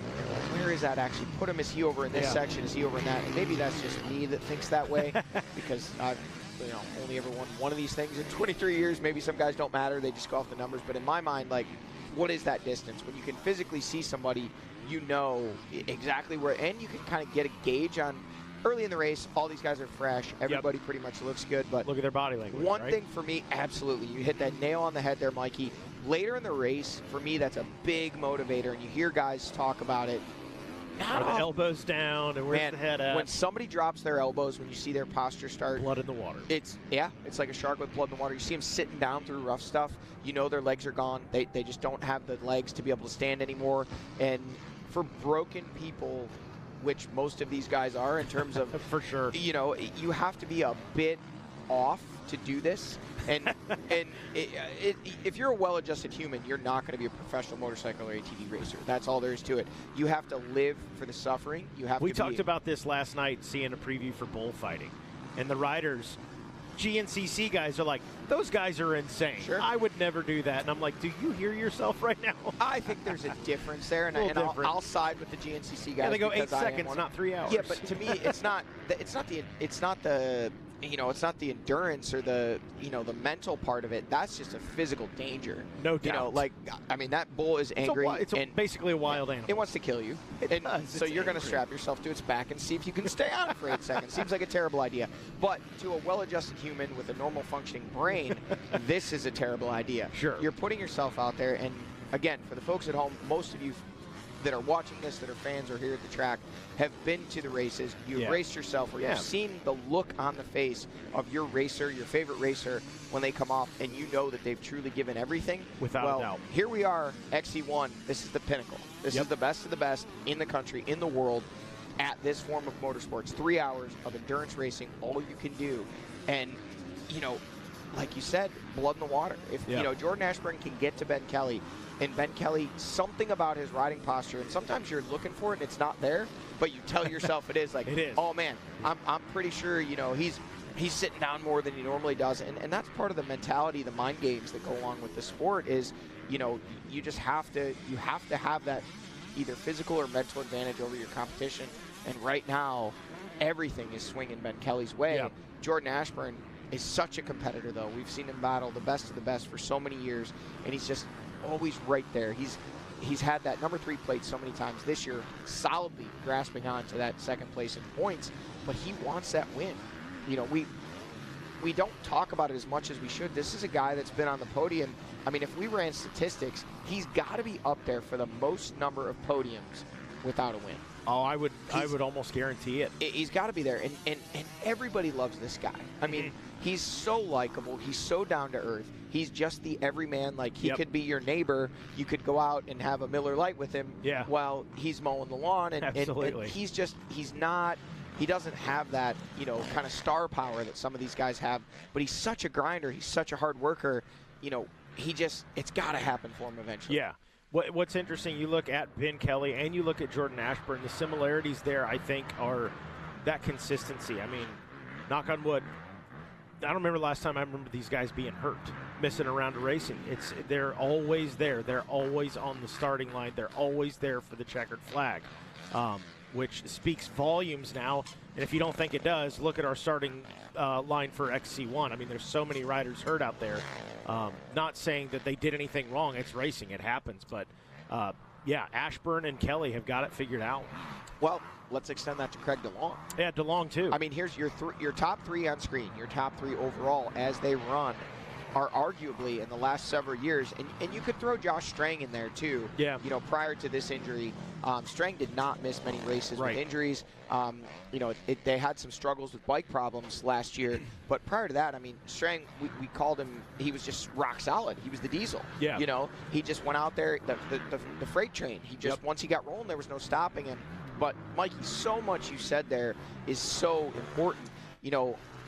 A lot of speculation about, well, if this guy was here, he'd be winning, or, this would be a better battle. Well, that may be the case, but if you're not on the starting line, you're not even in the discussion. You're not in the conversation. And you have to be able to make it day in, day out, week in, week out, month in, month out. And I think the thing about those 3 guys that we saw up front, and some people would look at this as a detraction, they ride within themselves. You don't see Ben Kelly, Jordan Ashburn, Craig DeLong having those exciting moments. Right. They're boring to watch ride because they're robotic. They hit their marks, when they're feeling it. But that boring is efficient. It's efficient and it's repeatable. They can do that week in and week out, and we talk about, guys pushing past his limit. That's exciting, but it's not sustainable. Sure. It's not. Like, it just, if you're riding that far to Caleb the Russell edge, was that way. Consistent. Right? Caleb's an anomaly. Like, because he could let it all hang out. Yeah, because we saw, I mean, Caleb was a rider that when you watched him ride, those moments seem to always come. True. But somehow he figured out, I think he just figured out how to ride that much closer to the edge, but be able to do it sustainably, where some of these guys, they can be super fast and they'll win a race, and then the next race you just see them yard sailing through the weeds, and that's just what you can't do in a 13-round series. That's no doubt about it. Well, we are a little more than an hour into this 3-hour GNCC. Ben Kelly out in front, Ashburn in the number 2 spot, and Craig DeLong. Can their consistency pay off and bring it in for 1, 2, and 3? We'll know in a couple hours. In the meantime, we'll take a short break. We'll be right back with more GNCC Live on Racer TV. USMCA has been connecting riders to certified coaches since 2016. There are over 300 active certified coaches on motorcyclecoaching.org, and we recently launched our new mobile app, making it easy to connect with a coach and book your next training session. So here's what you do. Download the Motorcycle Coaching app, then search for coaches and upcoming classes. Once a training session is booked, riders have the option to pay for their class and even get a calendar reminder that will automatically sync to their phone. Get connected today. Even when you're the best, you never stop striving to be better. With over 40 years of experience in motorcycle sales and service, we know racing. Our inventory of Yamaha motorcycles, sport bikes, dirt bikes, ATVs, and side-by-sides is extensive and constantly changing. Stop by LoJack Cycle Sales today in Tarentum, Pennsylvania, and visit our online inventory at www.lojacks.com. Yamaha YZs. It's why we ride. How would you like to go to a school where we take into consideration how students learn best? Well, we do that because we find if we can build the curriculum around the things you are interested in, you're going to do a better job. The mission at On Track School is that educational success is possible while chasing your dreams. Not only will our staff help students to achieve success, they will cheer you on to the finish line. We encourage you to check out On Track School at ontrackschool.com, where we can help you chase your dreams and still get a quality education.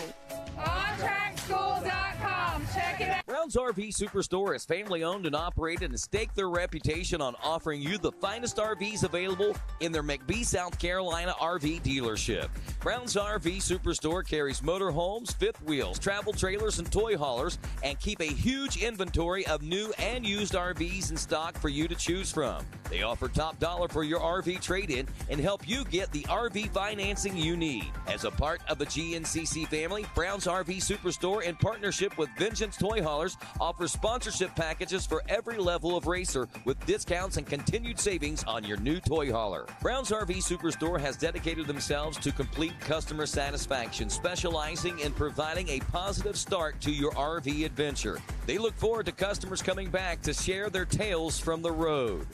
Call Brown's RV Superstore today at 877-805-3658 or visit their website at brownsrvsuperstore.com, where family fun begins.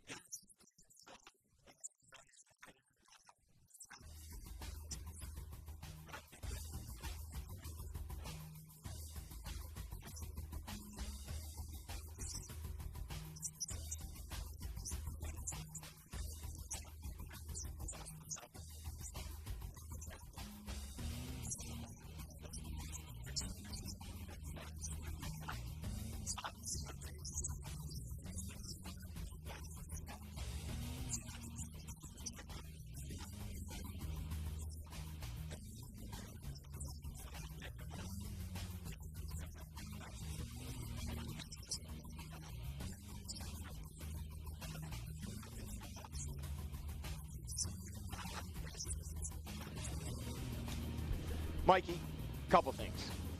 One, where did he get that shirt? What is he wearing? Ben Kelly's starting a trend.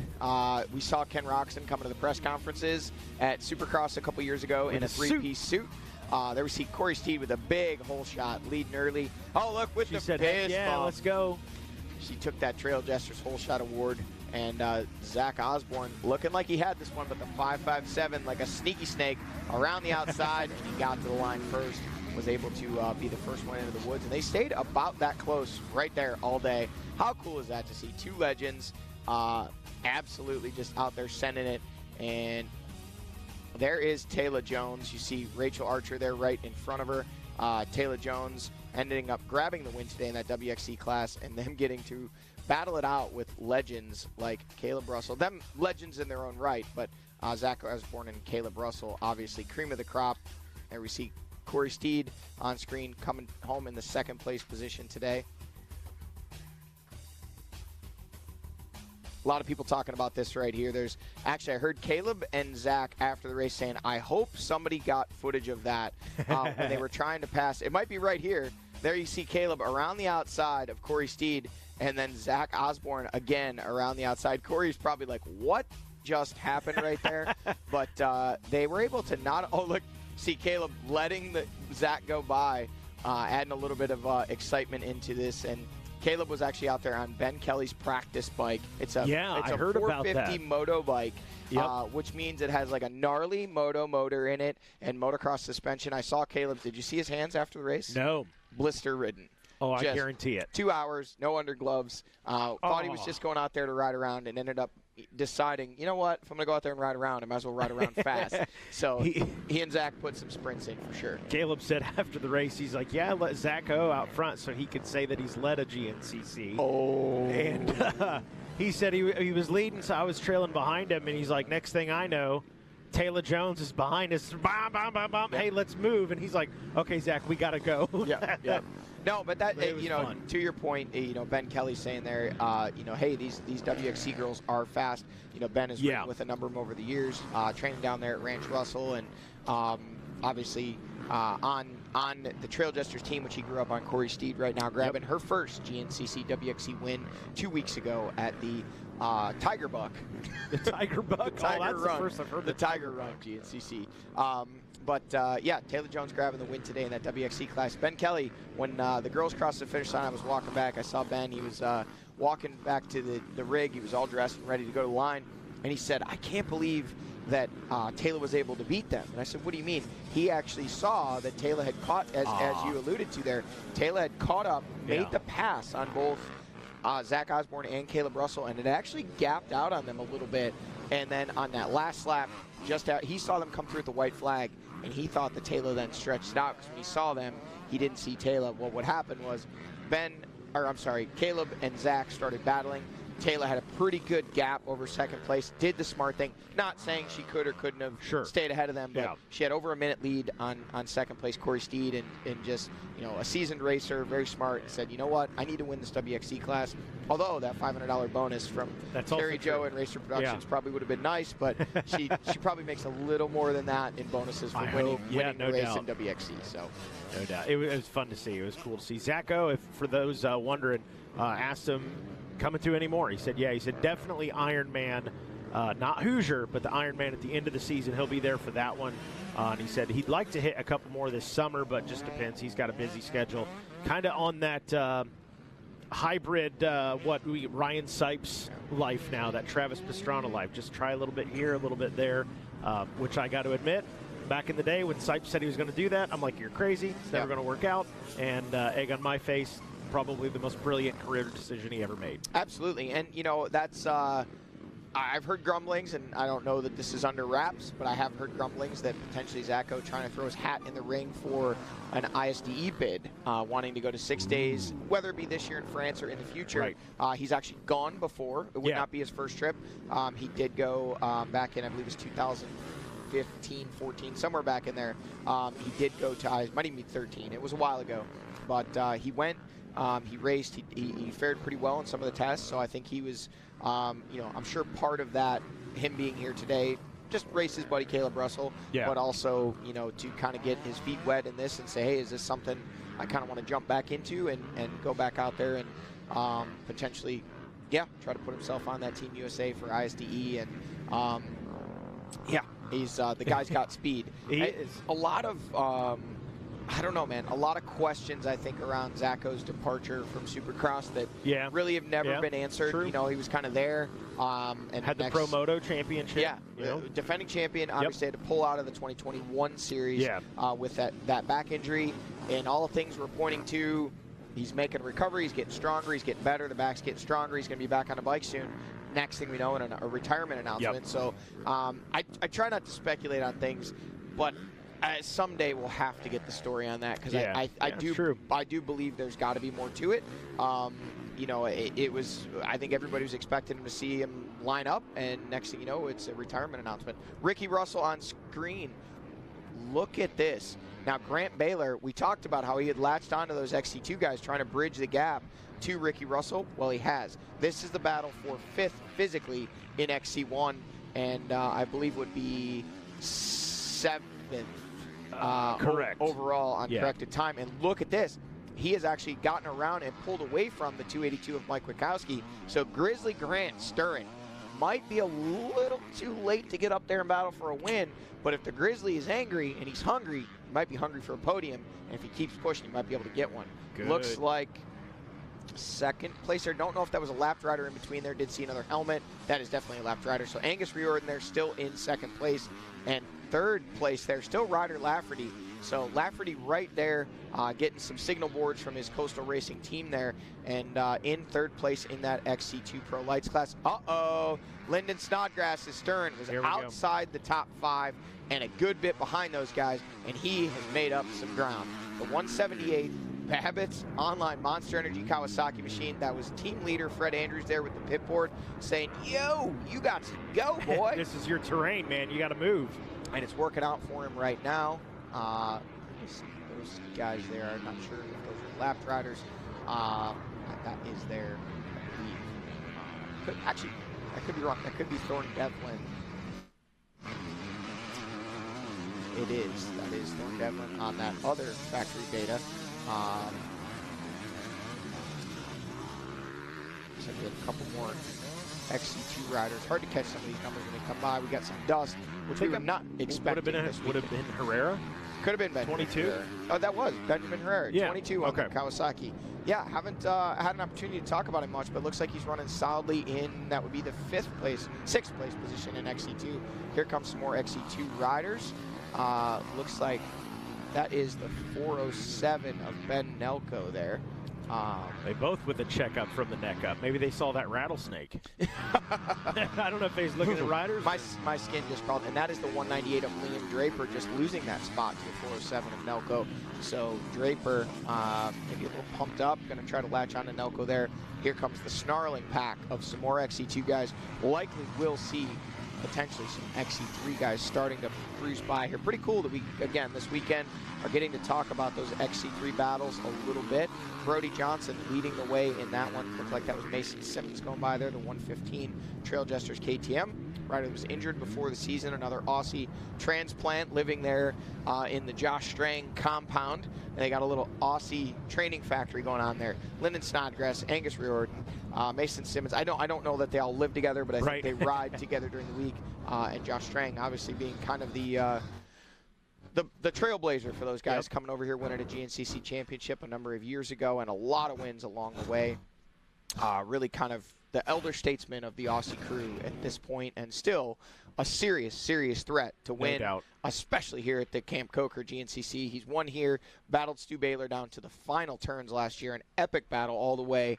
Almost looked like he was going to make a run at him in the final miles. We see Ben Kelly on screen, 10-mile marker. We'll see what the gap is. 17:35 coming through the FMF PowerPoint. 15 seconds when they completed lap number 2. Don't know that we'll get to see the shot, but we'll see if we do and see if we can get a split once we see him on screen here. Next bike we see coming out of the woods should be the big number 1 of Big Ben, BK, Ben Kelly. Scooting. Getting into some lappers now at the hour and 18 mark. But Ben Kelly on the move, got some breathing room out there. Able to stretch his legs out. It's funny, I heard you talking, 2 weeks ago about Ben Kelly and his, you can't miss Ben Kelly's riding form. He could be in completely different gear, different plastics, doesn't matter. He's got that hunched over the bars kind of look. Just cannot miss Ben Kelly on the track, no doubt. Which, tall, lanky, that's got something to do with it. But it is an interesting riding style compared to some of the other guys out of Pro Row. Yeah, he's 6'9", and he's got he's got 6 foot of legs. He has also opened up a now pretty sizable gap. Pushing 30 seconds is the gap he has over Jordan Ashburn. So he's opened it up, 12 to 15 more seconds than what he had when we saw him last. But this track is a bit of an accordion. We've got a big difference in one side or the other. We've got the open fields here that we're seeing on screen. We've got some open pines on this side. And we're going to jump ahead here and stop talking about the track and talk about the fact that Jordan Ashburn has a shadow there. Yep. That is Craig DeLong, the 342 on the Rockstar Energy Racing Husqvarna.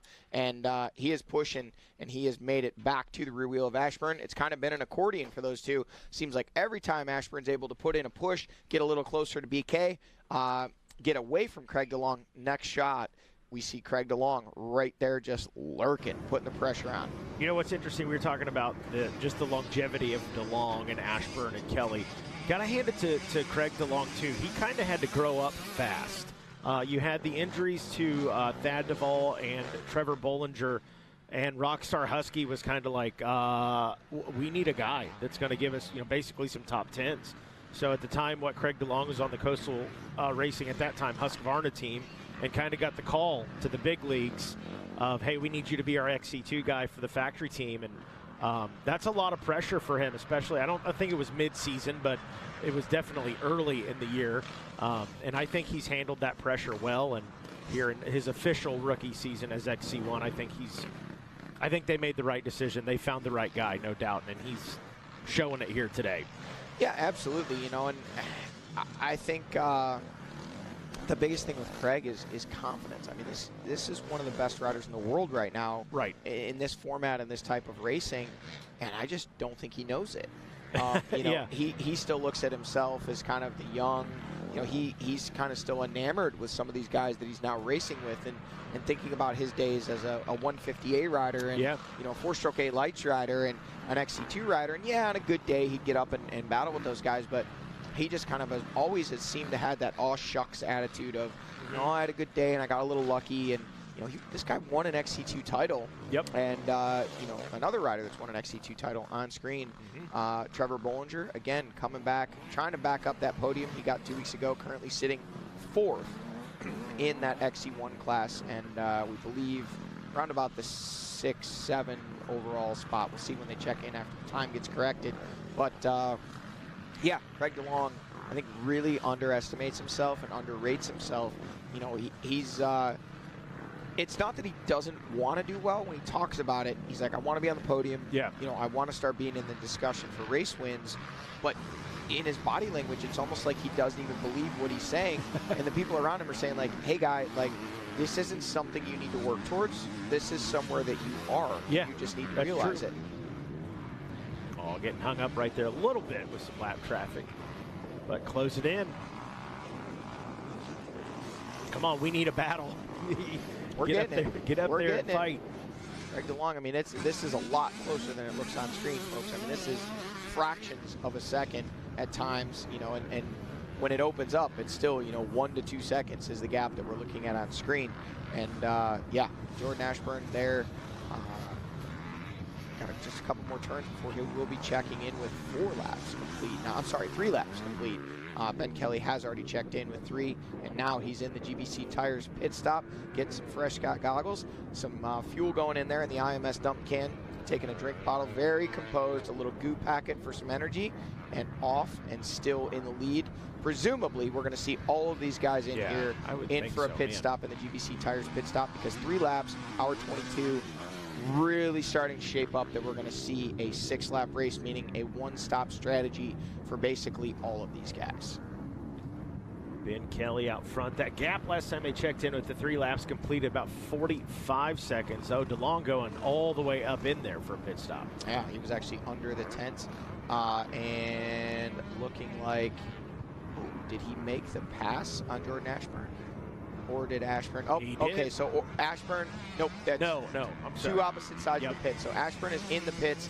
Craig DeLong working his way towards the pits. He's probably turning at the end of the pro pits right now. So we'll see where that shakes him out. Uh-oh, problems for Craig DeLong. Craig DeLong coming to a stop. Something going on with that Rockstar Husqvarna. He is at a stop. There's multiple guys trying to figure out what he's got going on there. The bike appears to be running. Wow, that was weird. A lot of time lost there for Craig DeLong, because he is just now coming onto the straightaway where Jordan Ashburn pitted and left about 20 seconds ago.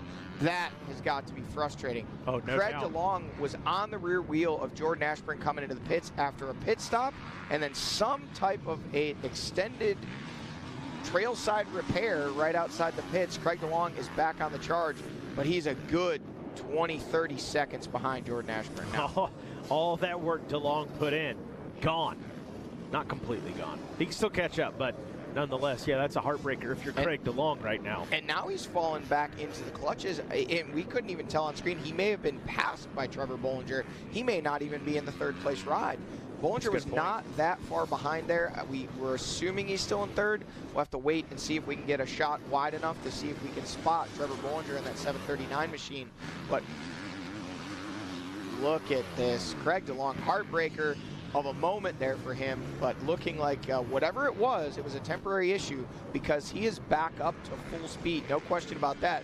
Back up to maybe a little bit more than full speed. Now here's your XC2 leader. Mike Wachowski exiting the AmPro Yamaha pits. Wachowski, when he checked in 5th in the overall on, well, he may be physically, but at least, very least, on adjusted time. Lafferty's checked in behind him in 2nd. Grant Baylor back there in 7th in your overall, and Lyndon Snodgrass now up into the number 3 spot in that XC2 class, which we saw earlier. There you go. There is Ryder Lafferty taking off out of the Coastal Racing Bicon gas pits, and back to Craig DeLong. Look at, man, almost making it look enduro-like, the way he was kind of wiggling his hips. And this is a guy that is desperate now to try to make up some time. He could see Jordan Ashburn. He could taste that second place position. He wanted it. It looked like, to be honest, the momentum was starting to swing his way, and then something became amiss after that pit stop.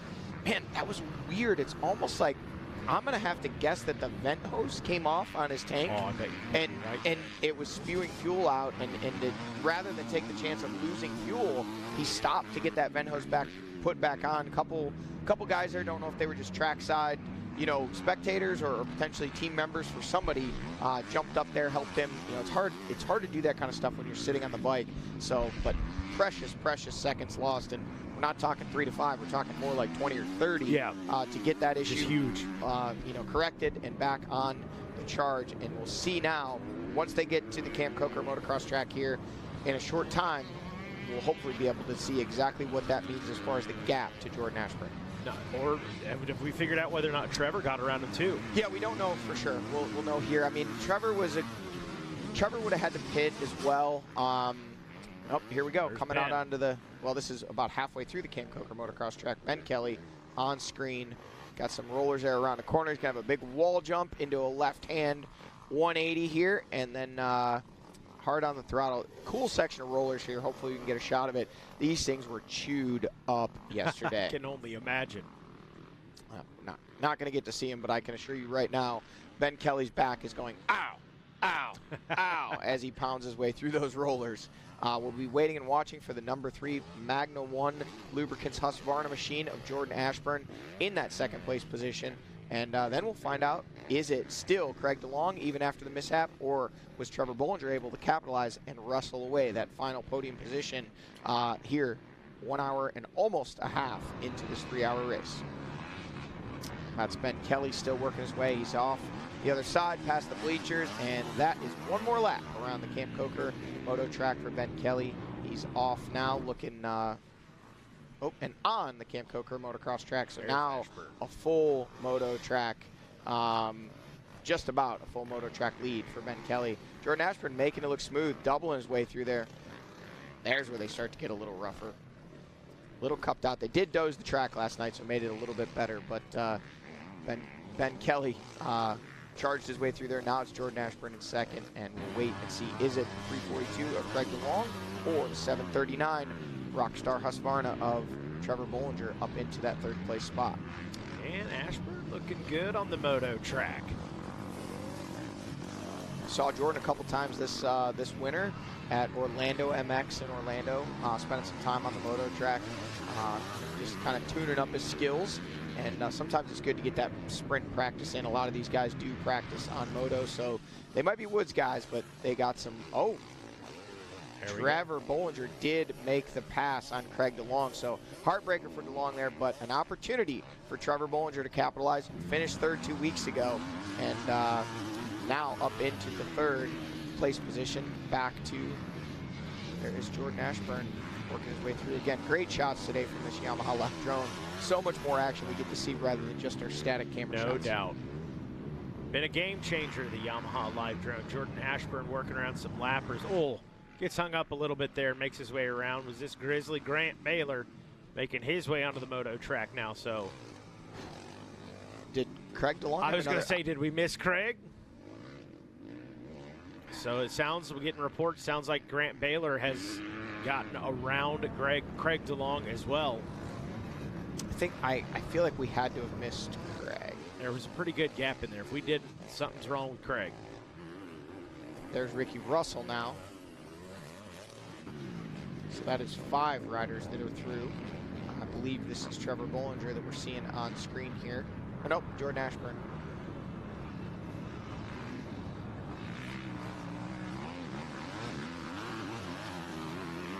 hour and a half into this one, and it is still not sorted itself out. Ben Kelly starting to open up a gap at the finish line.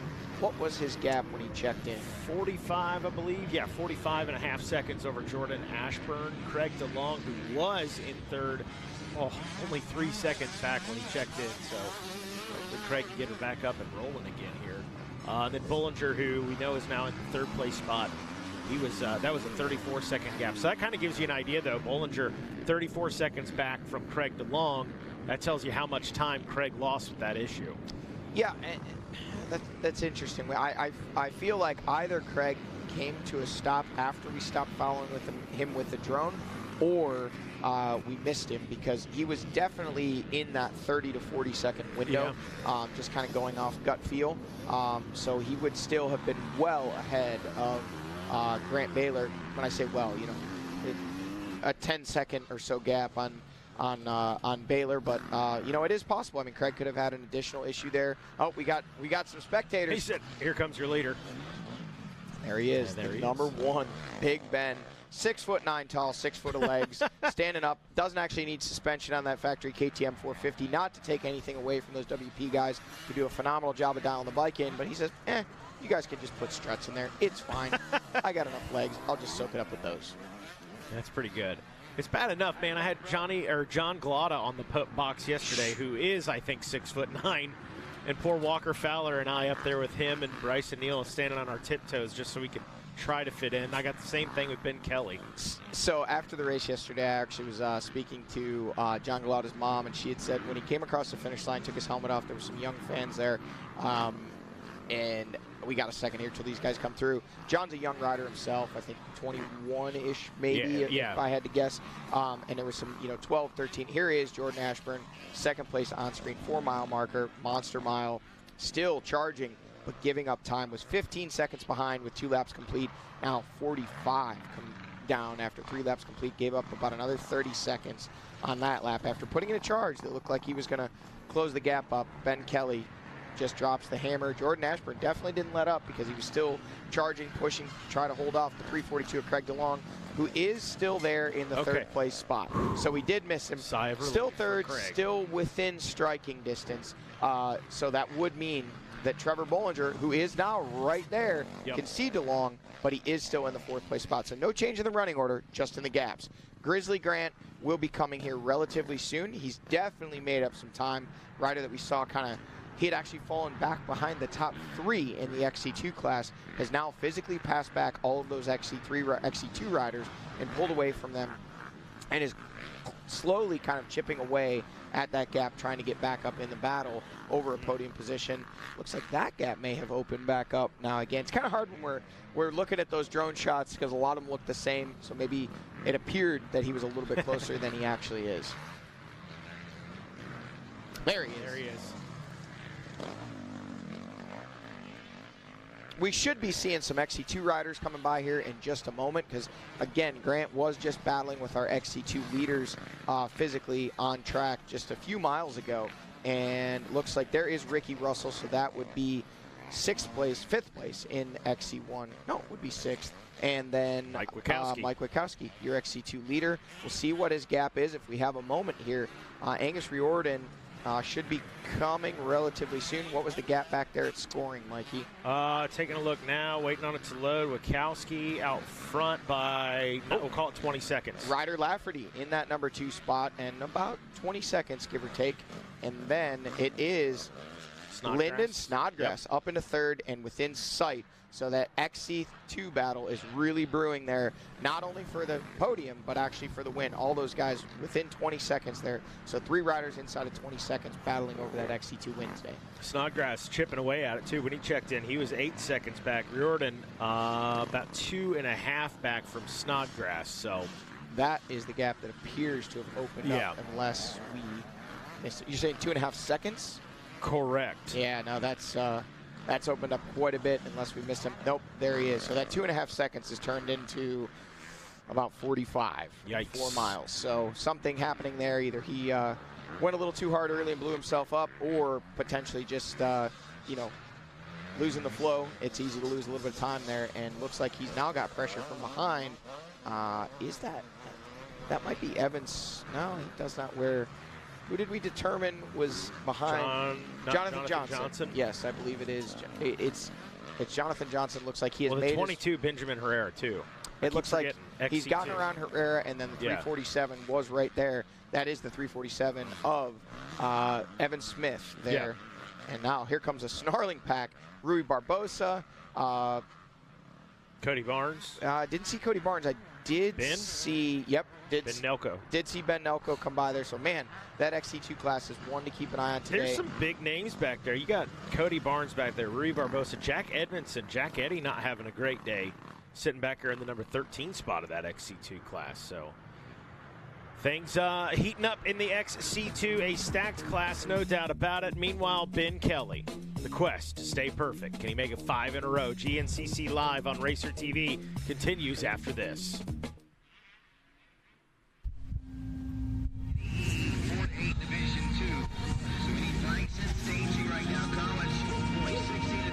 We all have our reasons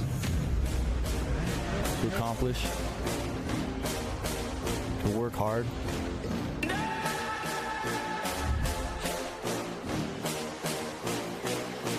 We share a common goal, to be the best. Keep fighting, put in the work, never take the easy way. Your drive and determination fuels our passion.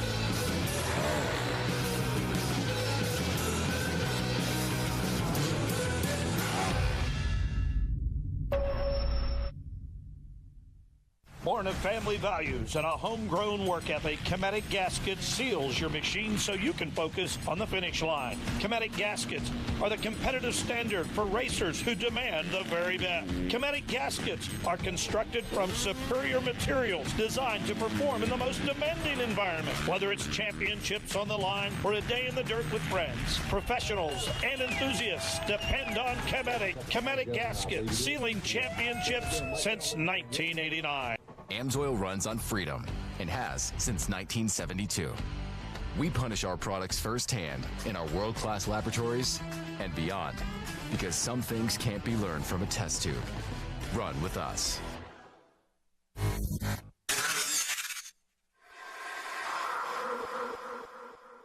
Last season was my best season ever by far. I won a lot of races. I won a championship, and it was also my first year using ARMA. And one of the things I noticed was just my ability to string good days together. You know, like especially in the summertime in Florida where you're riding every day and the heat index is 108 degrees and you're doing 230s and going to the gym and bicycle and all that stuff. I think in the past I've been super inconsistent day to day. Yeah, I may have a good race here or a good day during the week there, but overall I think where I improved the most was my consistency in my recovery.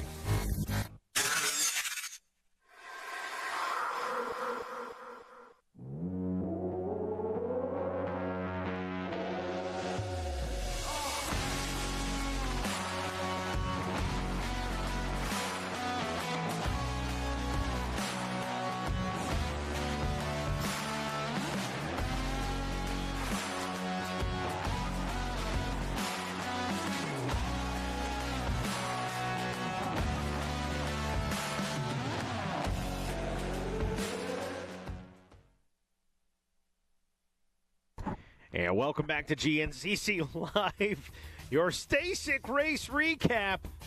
This is the moment you all been waiting for. The future of GNCC out here rolling for the Stasic race. Look at them. They're fired up out there. Woo! The kids are all hopped up on Monster Energy. No, I'm kidding. I tell you what, we need to get Griff Cotter in here in the afternoon Just for the 3-hour race, because the things he screams while these kids are racing, I get hyped up, and I've just gotten off the track after nearly 3 hours of racing in a 2-hour race, and I'm hyped up about it. He's like, we don't even know if the batteries can last this long. This is crazy. Ricky, did you say a 10-lap race? Oh, my gosh. And there's Ricky Towery out there helping these kids out. And, man, I'll tell you what, this is really quickly becoming one of the fan highlights for the weekend. Hey, and these kids, they ain't no slouch. They're not, some of them are out there having fun, but I hear them, they start slowing down. They look back, oh, no, my buddy's not with me. No, forget about your buddy. Go, you're racing. We got a GNCC. GoPro. I dig it. Look at this GoPro footy. That's Johnny Gallagher out there with the GoPro. No, those kids would be blowing by me. Oh, my goodness. I would. All you would see if I had the GoPro was, are those the other cars? They would just be flying by me. Wild. Look at this. Great race action.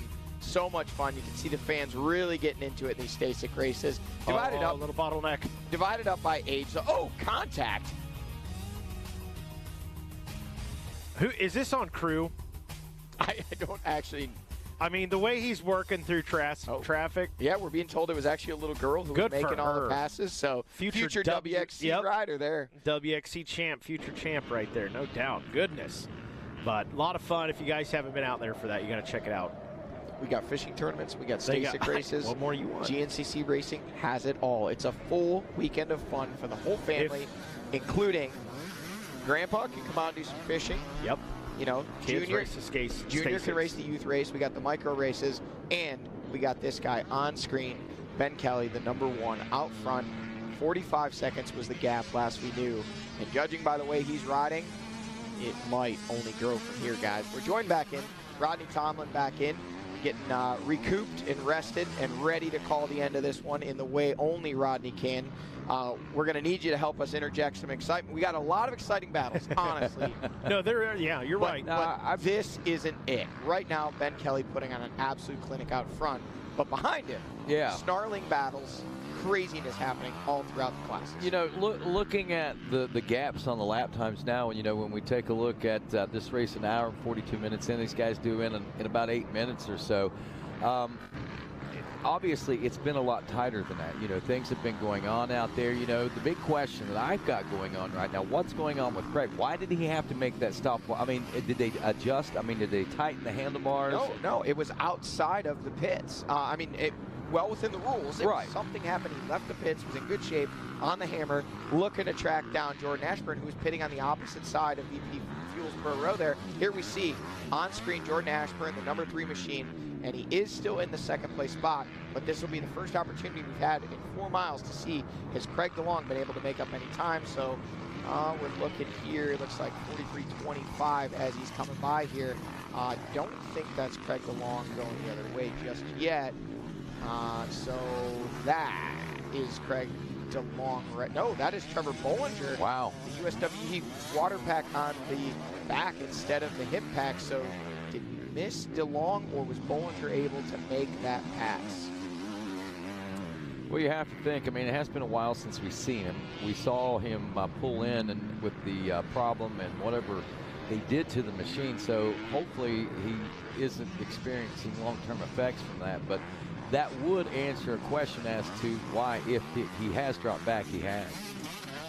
Yeah, it is possible. Yeah, I think we actually have a replay of what happened with Craig DeLong. And just to set this up, this is after he had come in and fueled. He got out of the pits pretty quickly and looked like he might be able to make up some time. And here we see now this is after. That looks like is that the main bolt, like the steering stem bolt?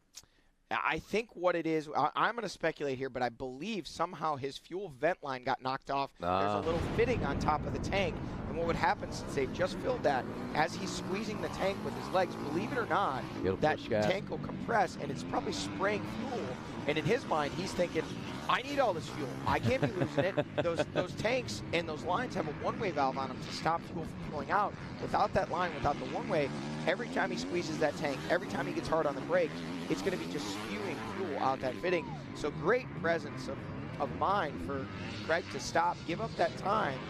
You know, even though he was so close to being in that second place position, Ryder Lafferty on screen, not far behind the 282 Mike Witkowski, and we'll watch. We think we might have a charging green machine, and nope, that is, yes, it is. That is the 178 of Lyndon Snodgrass, and he is charging and continuing to close down that gap, getting much, much closer to the leader of Mike Witkowski.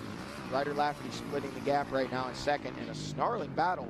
Man, that XC2 class just never disappoints. You know, going back on something that you pointed out before the race started, and I have to tend to, and I was agreeing with the statement that you made about how well the Aussies do in the sand and things. So I'm a little bit shocked that both Gus Riordan and Lyndon Snodgrass are still trying to play catch up back there from that third and fourth place positions. Now, again, you know, they're not real far behind Lafferty. You know, and obviously securing solid top three positions in the class. But again, you know, after what we saw throughout the earlier part of the day, I was right on that page with you. I kind of expected to see these guys maybe shine a little brighter than this. And again, what we got to take into account, we're an hour and 46 minutes into this race, just past the halfway point. So a lot of things are still to let loose and let go, and a lot of things can still happen. I mean, in reality, Johnny, we're just now setting the stage for this race, because as we've often said, and if you're just new to GNCC, you know, that wall for anyone is about that hour and 30-minute mark, and that's whenever you start running on those reserves and on that hard training that you do. Rodney, did you just see that? I did. What we just saw on screen is no less than 7 XC2 riders in the same shot. That has stacked up quickly. So what we did have in that XC2 250 Pro class, we had Witkowski, Lafferty, Snodgrass, where your top three. They came by, then there was a gap. Angus Riordan was only 2.4 seconds behind, but he has dropped back now, and he is in a battle with Jonathan Johnson, Benjamin Herrera, Thorne Devlin, Evan Smith, Rui Barbosa, Cody Barnes, Ben Nelko, all the way back from 4th place through 11th place in the same camera shot all at one time. And each of those guys is battling for what, with one miscue for any of the top three, could potentially be a podium battle. Exactly, and that's what I'm talking about. This next part of the race is where the excitement really starts to build as Ben Kelly makes his way past the FMF PowerPoint here at the 10-mile marker now and slips into the tree lines, and of course that gap back to second place, just continuing to open up. Ashburn, though, doing pretty solid through lap number 3, keeping it pretty honest at only a 45-second gap. And the way Ben's been riding as of late and the zone that he's in, you know, you have to think that's not a horrible gap. And that's actually manageable for these guys. It is, and this thing far from over. I mean, hour and 48 minutes into this, you know, they're just getting ready to complete lap number 4, which speculation says we're going to see a 2-lap card. Right. If we see the 2-lap card, obviously we'll know we have with them running roughly lap times in the 28-29 minute range. We'll have just under an hour remaining when they do check in, which is still another few minutes away. So this one definitely going to come in well within that 2 hours and 50 minute range, 2:48, 2:50, somewhere in there. But, you know, it's far from over. 45 seconds when you still got an hour of racing left. Absolutely, you know, one miscue can erase that gap.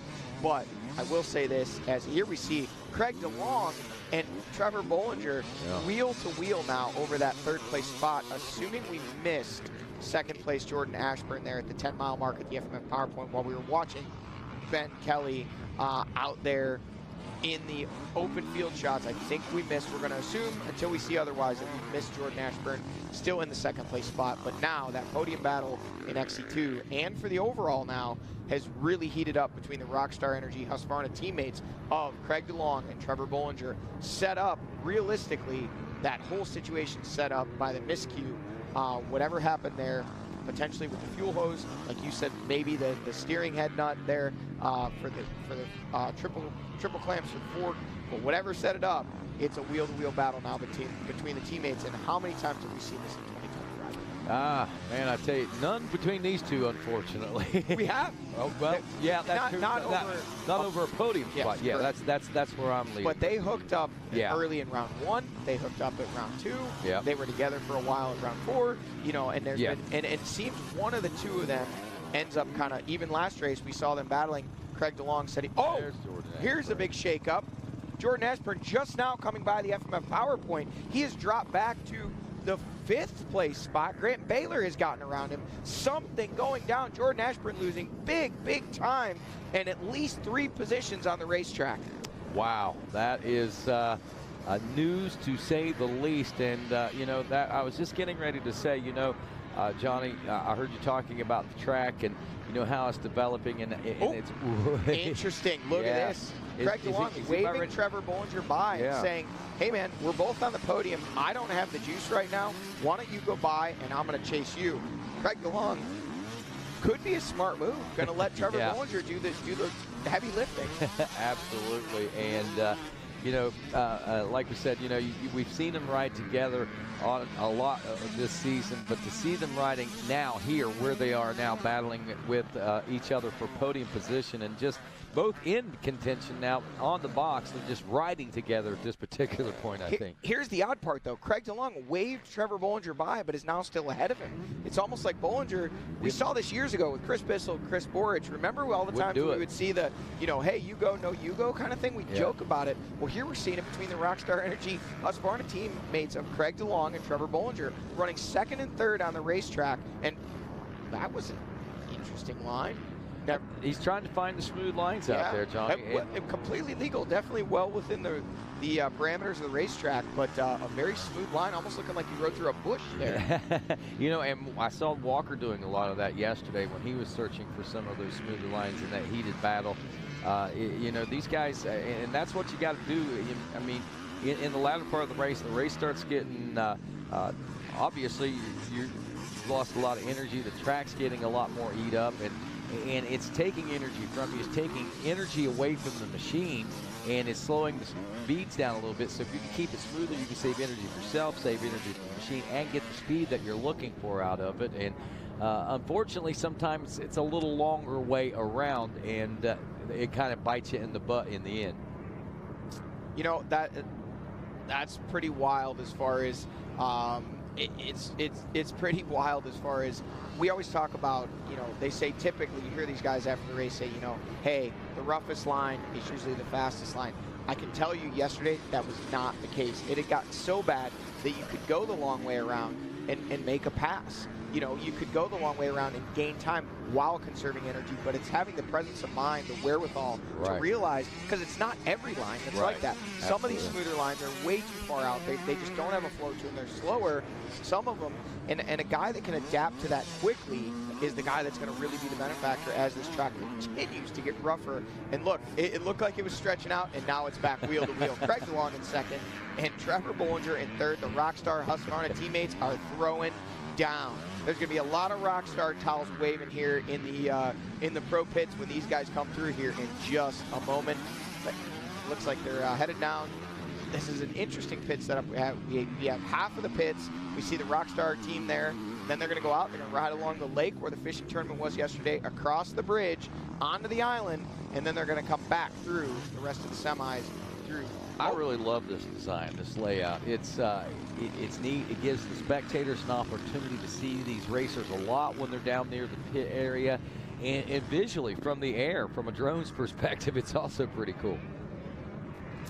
Nose to tails, they head through the GBC Tires pit stop area there on BP Fuels Pro Row, and of course Ben Kelly now a 39-second faster lap last time around. He turned a 30-minute 6-second lap time.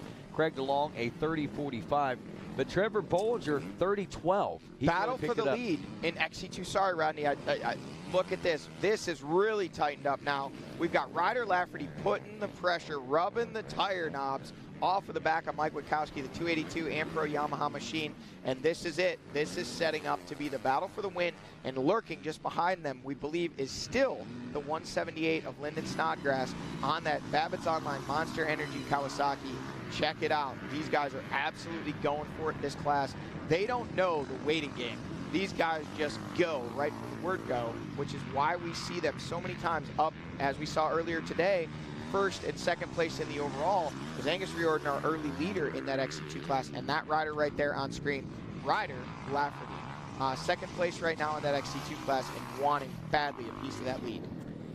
Well, I tell you, he's right in a great position to make that happen, but it's going to be tough with Mike Witkowski with the force that he's been riding with here in this 2022 season. This is a brand new Mike Witkowski. I know we've talked about this, and we saw that and thought in seasons past, the last couple of seasons, that things were turning around for this young rider. But man, this last off season has really been so good for Mike Witkowski. You know, we saw him in years past. We talked about how fit he looked, how great in shape he looked, how well tuned he looked, you know, physically, as far as his body and riding stature and things of that nature were concerned.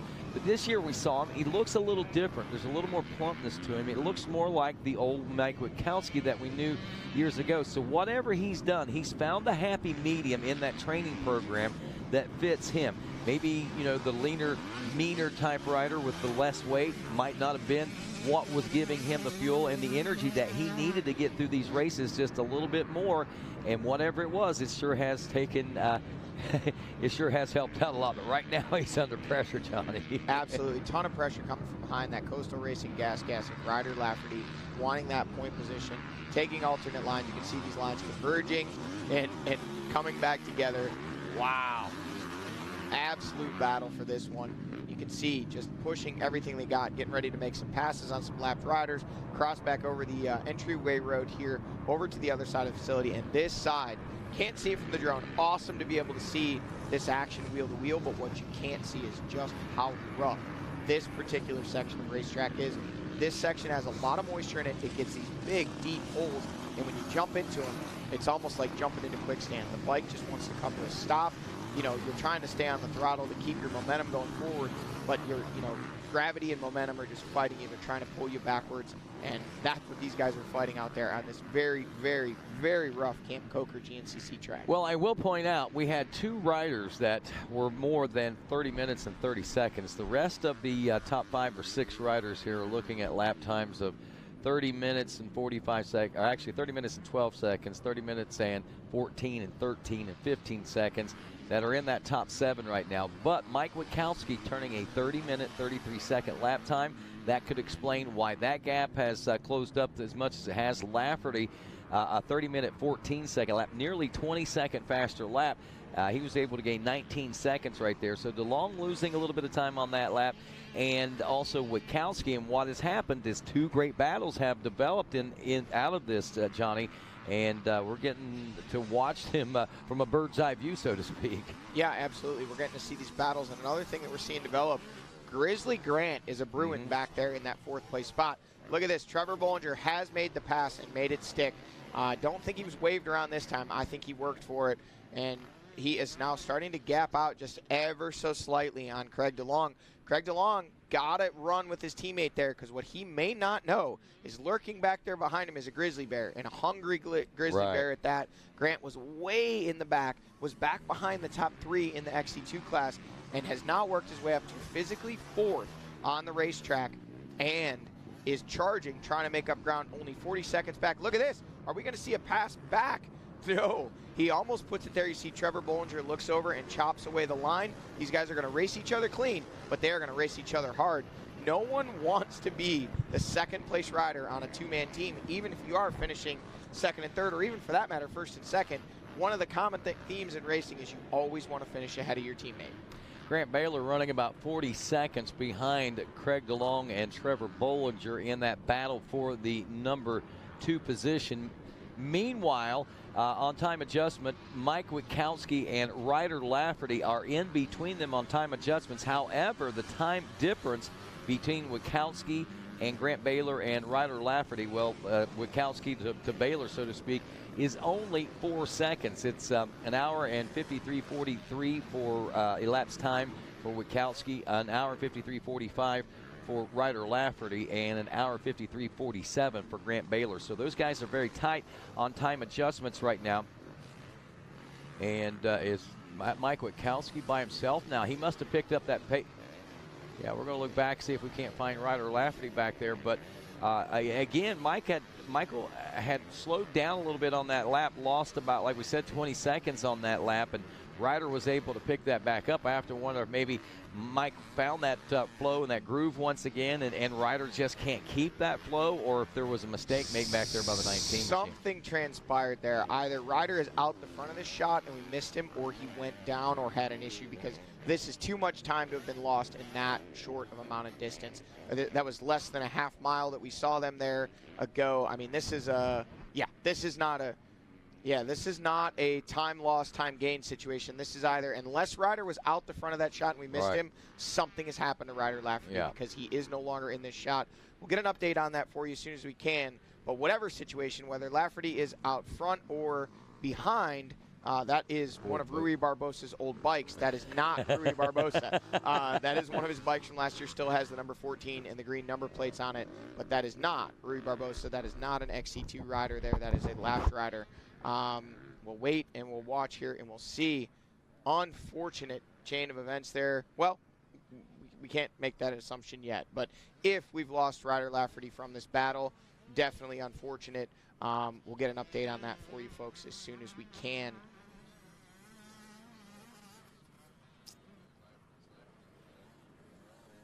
We're waiting and we're watching. Should have some more XC2 guys coming by here, and that is now Ben Nelko, and there is Cody Barnes and Rui Barbosa. We saw this earlier, these guys flying in formation. There is Thorne Devlin. There's Devlin there, and then Jonathan Johnson just behind him. So this is that snarling pack that we're talking about, and depending on what we find out happened with Ryder Lafferty, and I'm assuming we missed Lyndon Snodgrass there when we were kind of looking around for him there. This could be now the battle over third, which is what we speculated could happen. All of these bikes that you see on screen right now, except for the one going a little bit slower through the whoops there, are all XC2 riders and are all battling over potentially a podium spot. 7 riders, virtually nose to tail. You know, going through the scoring barrels, those guys have to be scratching their heads at one point and saying, man, it seems like such a waste. But, you know, they have not ridden like they feel that way in any way, shape, or form. I mean, it looks like it may have been some inspiration for them, because once they've gotten together, these guys have really clicked it up to a whole different level, every one of them. And, you know, it is, I think, maybe pushing them farther forward at the same time.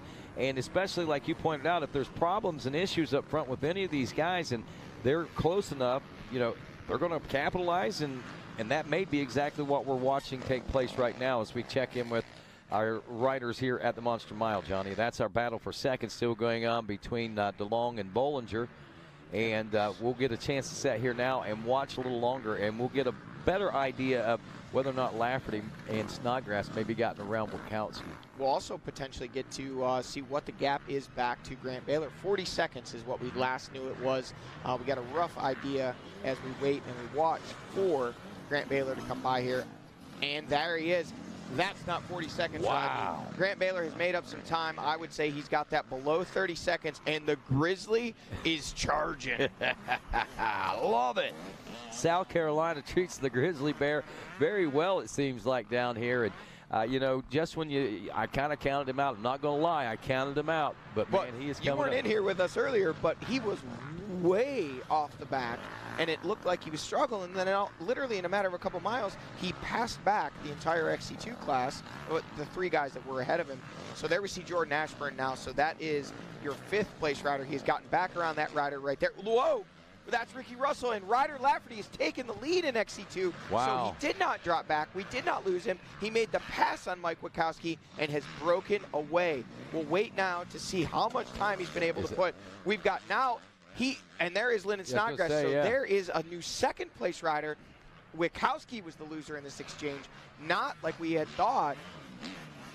Here is Witkowski, still in third, still very much in touch, but he is about 12 seconds back of the second-place rider of Lyndon Snodgrass. So, folks, sometimes we nail it, sometimes we miss it. We missed it this time.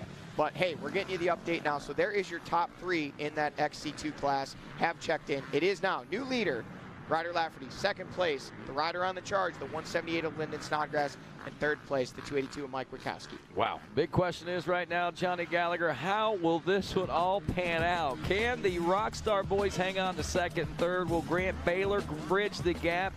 And what about the time adjustments? Will we see some XC2 knocking on the door for our top 3 overall podium? Stick around to find out. GNCC Live continues after this.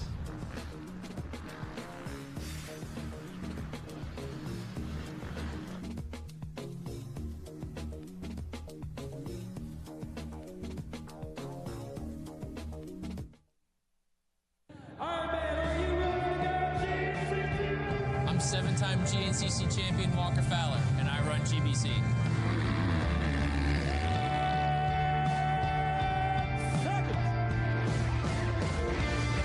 Like a bullet into the first turn, the number 1 with the pink helmet and pink bars. It is Walker Fowler, the 7th.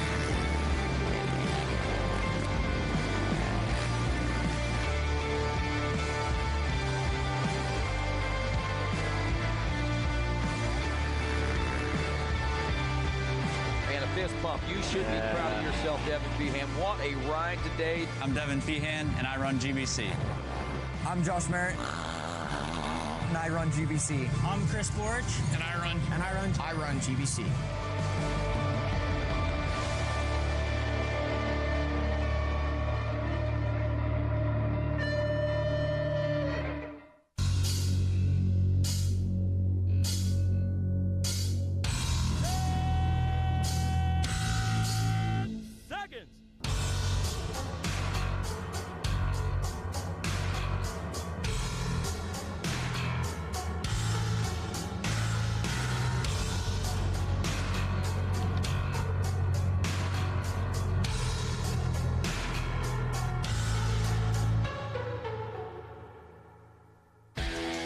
USMCA has been connecting riders to certified coaches since 2016. There are over 300 active certified coaches on motorcyclecoaching.org, and we recently launched our new mobile app, making it easy to connect with a coach and book your next training session. So here's what you do. Download the Motorcycle Coaching app, then search for coaches and upcoming classes. Once a training session is booked, riders have the option to pay for their class and even get a calendar reminder that will automatically sync to their phone. Get connected today. Even when you're the best, you never stop striving to be better. With over 40 years of experience in motorcycle sales and service, we know racing. Our inventory of Yamaha motorcycles, sport bikes, dirt bikes, ATVs, and side-by-sides is extensive and constantly changing. Stop by LoJack Cycle Sales today in Tarentum, Pennsylvania, and visit our online inventory at www.lojacks.com. Yamaha YZs. It's why we ride. How would you like to go to a school where we take into consideration how students learn best? Well, we do that because we find if we can build the curriculum around the things you are interested in, you're going to do a better job. The mission at On Track School is that educational success is possible while chasing your dreams. Not only will our staff help students to achieve success, they will cheer you on to the finish line. We encourage you to check out On Track School at ontrackschool.com, where we can help you chase your dreams and still get a quality education. OnTrackSchool.com. Check it out. Brown's RV Superstore is family owned and operated and stake their reputation on offering you the finest RVs available in their McBee, South Carolina RV dealership. Brown's RV Superstore carries motorhomes, fifth wheels, travel trailers, and toy haulers, and keep a huge inventory of new and used RVs in stock for you to choose from. They offer top dollar for your RV trade-in and help you get the RV financing you need. As a part of the GNCC family, Brown's RV Superstore, in partnership with Vengeance Toy Haulers, offers sponsorship packages for every level of racer with discounts and continued savings on your new toy hauler. Brown's RV Superstore has dedicated themselves to complete customer satisfaction, specializing in providing a positive start to your RV adventure. They look forward to customers coming back to share their tales from the road. Call Brown's RV Superstore today at 877-805-3658 or visit their website at brownsrvsuperstore.com, where family fun begins.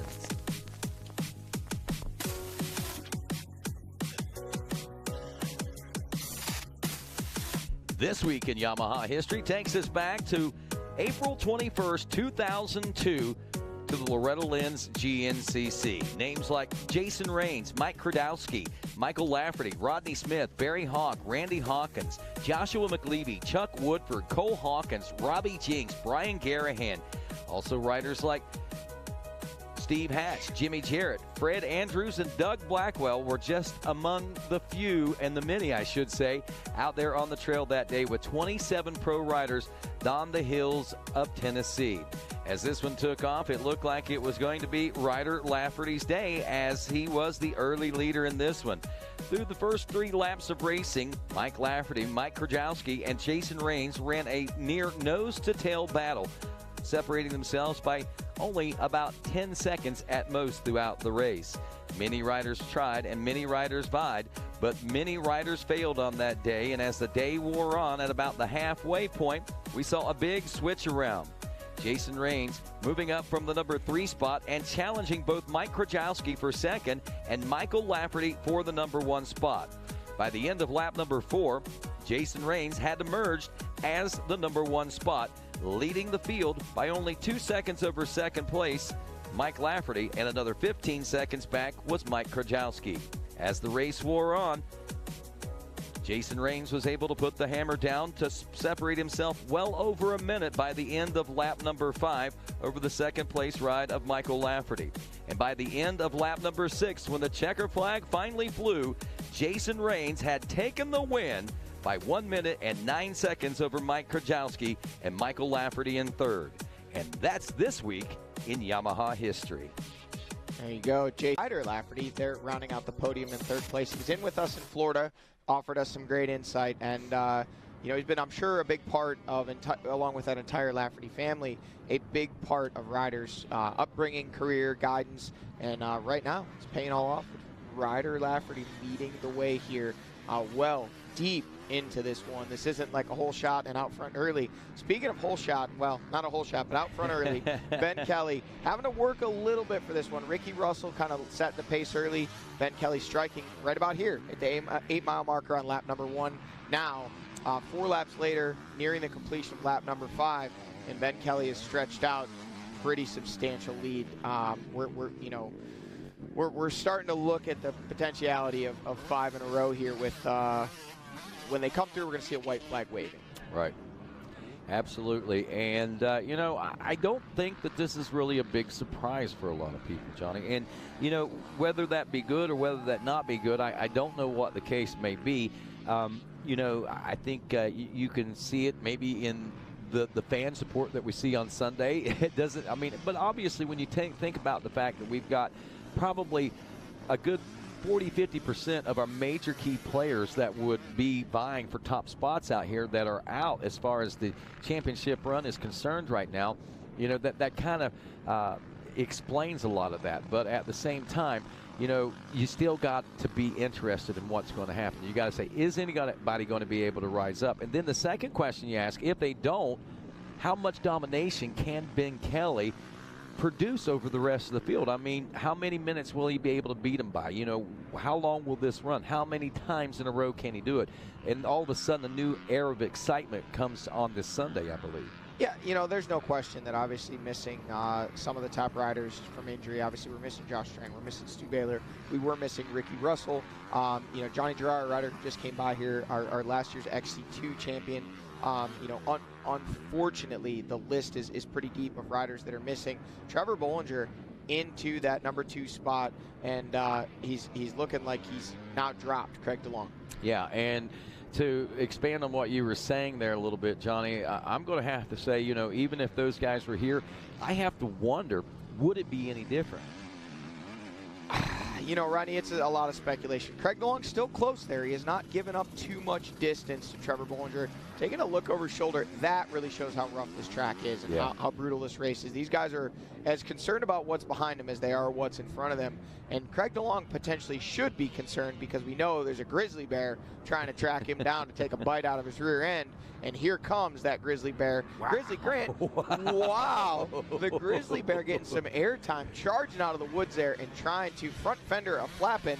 That thing is broken. He has run it into a tree or a lapped rider, or potentially a deer that he was trying to hunt as a grizzly bear. Whatever the situation, he's broken that front fender, but is not slowing him down. I haven't seen Grant ride this aggressively all season long, I don't think. I mean, he looks like man on a mission out here today. I mean, he is putting the hammer down and charging.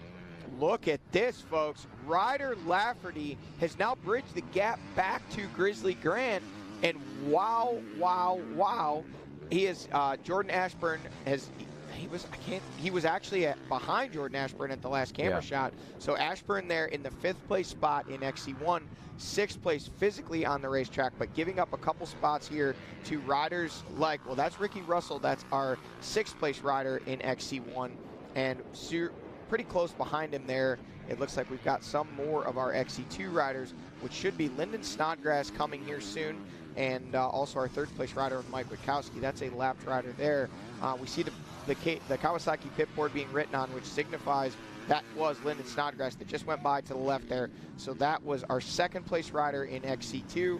We'll watch now, but man, that is crazy. Ryder Lafferty absolutely just opening up a can on these guys and pulling away from Lyndon Snodgrass, who when we last saw was right on his rear wheel.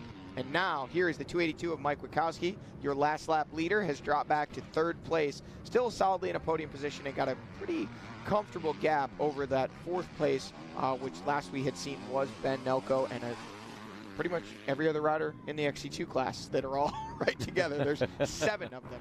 Well, I tell you, right now, Johnny, I'm sitting on pins and needles as much as anything, waiting for this lap to be concluded. I want to see what the setup is going to be looking like heading into this final lap as far as lap times and gaps and things of that nature, because I know we saw a lot of changes from 3 to 4, and I believe we're going to see even more changes from 4 to 5 here.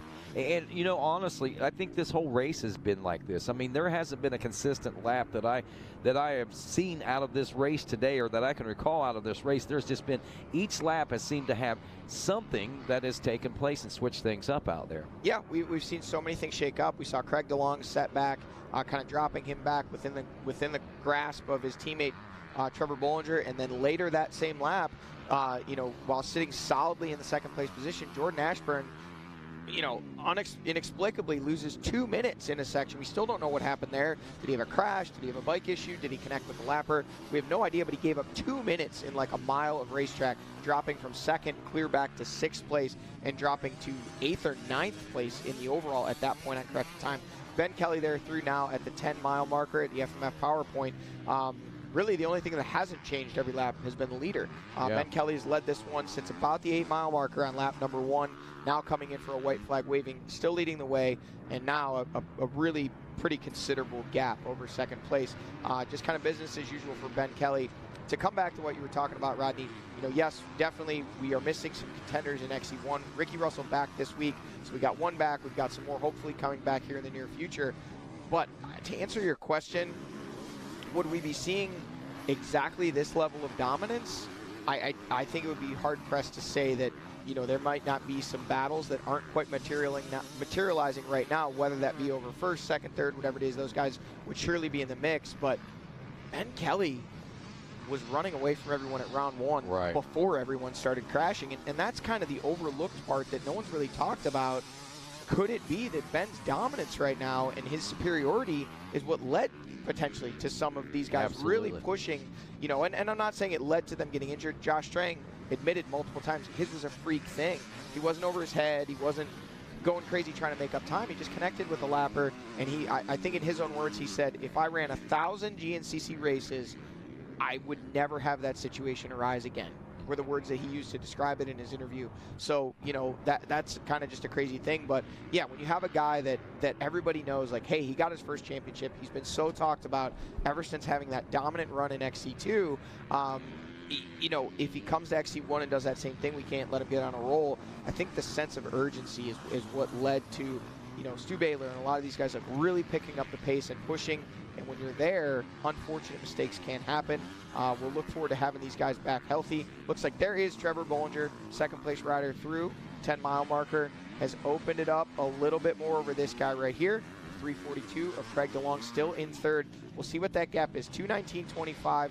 If we can stick with this camera shot, we should be able to see, has Grant Baylor been able to make up any noticeable amount of time? We're at 10 seconds right now. Now, remember, he had seemed like it was less than 30 there at one time, but I'm beginning to think it's dropped back open a little bit more now. Well, it was 40 seconds at scoring, but then he had it well down below 30, and it is about 25 seconds now. So not right there, but he's definitely chipping away at it. He's made up about 15 seconds this lap, but with a 25-second gap still, he only has one lap left to make it happen if he wants that final podium spot. Now, the big question is how far up has this rider right here moved? Because all of a sudden, the closer that he gets to Grant Baylor physically, he is getting closer to time adjustments on the top three. Rodney, I don't need a clock to tell me.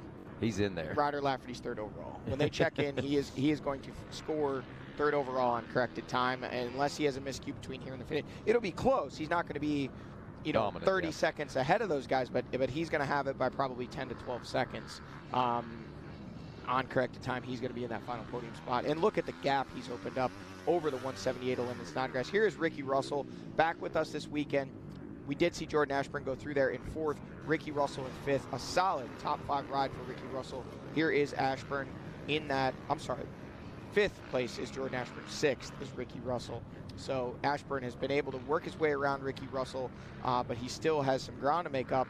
He needs to get around Ryder Lafferty if he wants to have any shot at trying to catch back up to Grant Baylor over that fourth place spot. Or, with a really good push, could we see Jordan Ashburn push his way back up into a podium position? We'll see what the gaps are when they check in here in just a few miles. Yeah, this next lap, this final lap, is certainly going to tell a lot of tales at the end of this one, and could be probably, I mean, as storied as this race has been, with the amount of changes that we've seen, this final lap may have the biggest stories that will be told on the day and what happens and takes place here at the FMF Camp Coker Bull at GNCC. Right now, Ben Kelly on his way in. This will be lap number 5 complete when he completes this lap, due in the next minute or less, as we see him winding his way toward the finish line region right now. A 29:37 lap time last time around. The only rider in the sub 30 minutes, and he did that by about 23 seconds or so. Everyone else was at least 12 seconds, 30 minutes and 12 seconds or higher on that one. So, you know, Ben still got the speed, he's still got the flow, and still in that Ben Kelly zone going on right now. So, again, I don't, you know, hey, there's no touching this right now, I don't think. The big question is, how far will he be ahead of these riders, as he's checked in with 5 laps complete, 29:37 that time around. Still sub 30. And, man, just rolling steam out here. Jordan Ashburn on screen, still charging, still trying to make up ground. You know, a lot can still transpire in 11+ miles of racing, but he has really got to get a move on if he wants to try and close the gap to Grant Baylor for that 4th place spot, or potentially Craig DeLong over 3rd.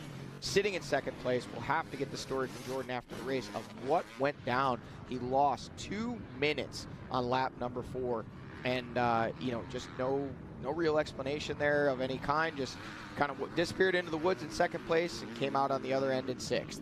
And 2 minutes lost. It wasn't just the positions; it was really the time. You know, Rodney, interesting perspective. I was talking with Caleb Russell last night, and you know, we're talking about Ben Kelly right now. Obviously dominant, has a really nice solid lead. Still clicking off great lap times. His lead now up to 2:02. 2 minutes 2 seconds. Seemingly, barring some kind of major mistake, having this one in hand. Caleb had reminded me, Ben Kelly finished 6th in this race last year with no real explanation. It was just one that he just wasn't feeling it. And Caleb said, I feel like if Ben can get through this tomorrow with a solid win, this is one of his biggest hurdles to, you know, taking a big step towards this championship, because he did struggle so badly here last year. And that is something that can weigh heavily on a rider's mind. Grizzly Grant coming in now. We're going to see what is the gap back, Rodney. He has just checked in through scoring there, the 3:14 machine. It is 22 seconds officially on the clock, a 30-minute 9 seconds. So the only rider faster than him so far checking in was Ben Kelly at a 29:37, a 30:11 for Trevor Bollinger, a 30:28. Only 2 seconds faster than Bollinger, but more importantly, faster than that third-place rider that he's gaining on. And we should now have an update with Ryder Lafferty if we Craig refresh DeLong there. is still, let's see, Bollinger is second, DeLong in third, Ryder Lafferty is fourth overall. Look at the time, Rodney. 2:23:34. Less than a second. For Craig DeLong. 3/4 of a second. Three-quarters of a second is what separates Craig DeLong in third from Ryder Lafferty in fourth. He is 1 second out of a podium place position. With that lap, running a 29:50. Yeah, a 29:50 to Craig's 30:28, so 32 seconds faster. Mercy. Now there comes the sand specialties from the Aussies that we were looking for earlier in the races. This race is worn on, man. He has really grasped control of this circumstance and situation. Ryder Lafferty is not Australian. Oh, He's wait from a New minute. Jersey. Yeah, that's right. Well, okay, well, that explains it too. They got a lot of sand out there. Absolutely, great. I don't know. Great I was. No, he does. Where they live is very sandy. But for some reason, I was thinking about the other boys, Snodgrass and those guys. But yeah, you're right. But that is a good point to ponder on. There is a lot of sand out there in Jersey, but you know, Ryder Lafferty is one of those riders, though he has ridden there, grown up there. You know, you gotta question how much time has he really spent there, because you know he's been a big factor on the national scene for a few years now. Yeah, absolutely. But I think you kind of never lose that, even if you're not practicing in it. You never lose that familiarity with the conditions that you grew up in. One more point, looking at the lap times there and looking at the scoring, Rodney. Look back there to that 5th place position. And here we see on screen, looks like it might be Jordan Ashburn. Jordan Ashburn only 22 seconds back of Grant Baylor, who's only 22 seconds back of Craig DeLong. So 44 seconds separating 3rd through 5th in XC1. And that is going to be the battle over your final podium place between those 3 guys in XC1. Now, Ryder Lafferty obviously factoring in. So essentially we have 4 riders battling over the final podium position in the overall. I was looking there at Snodgrass, 51 seconds behind Ryder Lafferty now in 2nd place. That just gives you an indication of. And let's put that in perspective. When we saw them at the 4-mile marker, they were wheel to wheel. Right. And from that point to the finish line, Ryder Lafferty stretching it out 50 seconds. Wow, that's just. Well, it's mind-boggling. It really, really is. Only 13 seconds off of Ben Kelly's lap time. Speaking of Ben Kelly, on screen on the Camp Coker Moto track, 2 minutes and 2 seconds out front. Can't ever give away these wins before they're officially across the finish line, but this one looking better and better for the big man from Harwinton, Connecticut. Looking to make it the one for the thumb, the drive for 5, 5 in a row for Ben Kelly. Man, what a great start to the season for him and that Red Bull FMF KTM team. Just looking like he's on rails out there. And I tell you, Johnny, looking at this aerial view of this legendary Camp Coker motocross racetrack, I so bad want to see it come back to life and more races take place down here. I mean, you don't have many terrains like this, you know, on the motocross side of things, let alone the GNCC side of things. Obviously, yeah, we got Florida and a couple places that you might, but I mean, this kind of sand right here, like Mikey had mentioned earlier, there's all kinds of different types of soils that you deal with here, but it seems to be the sand that is the main ingredient of it all, it seems like. Yeah, I actually raced a ATV motocross national many, many years ago, and I remember when we got here, we were told, whoa, it was a sand track. And so, okay, like we got here expecting a sand track like Southwick or like a track would be in Florida.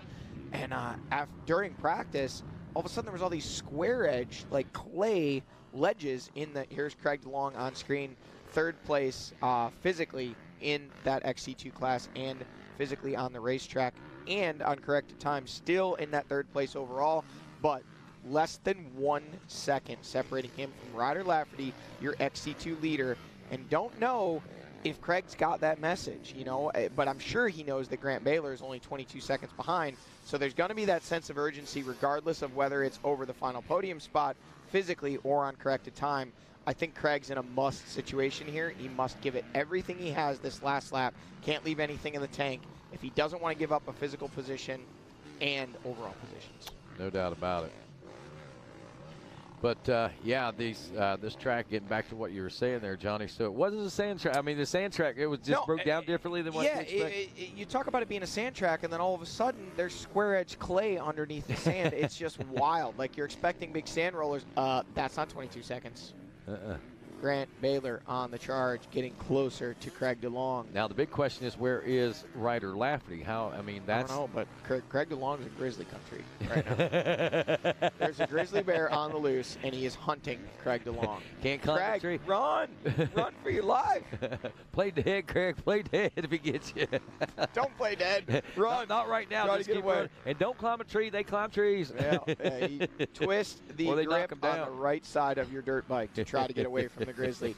I think somewhere out on this track is Ryder Lafferty on this Camp Coker motocross track. We have missed him, but he's out here.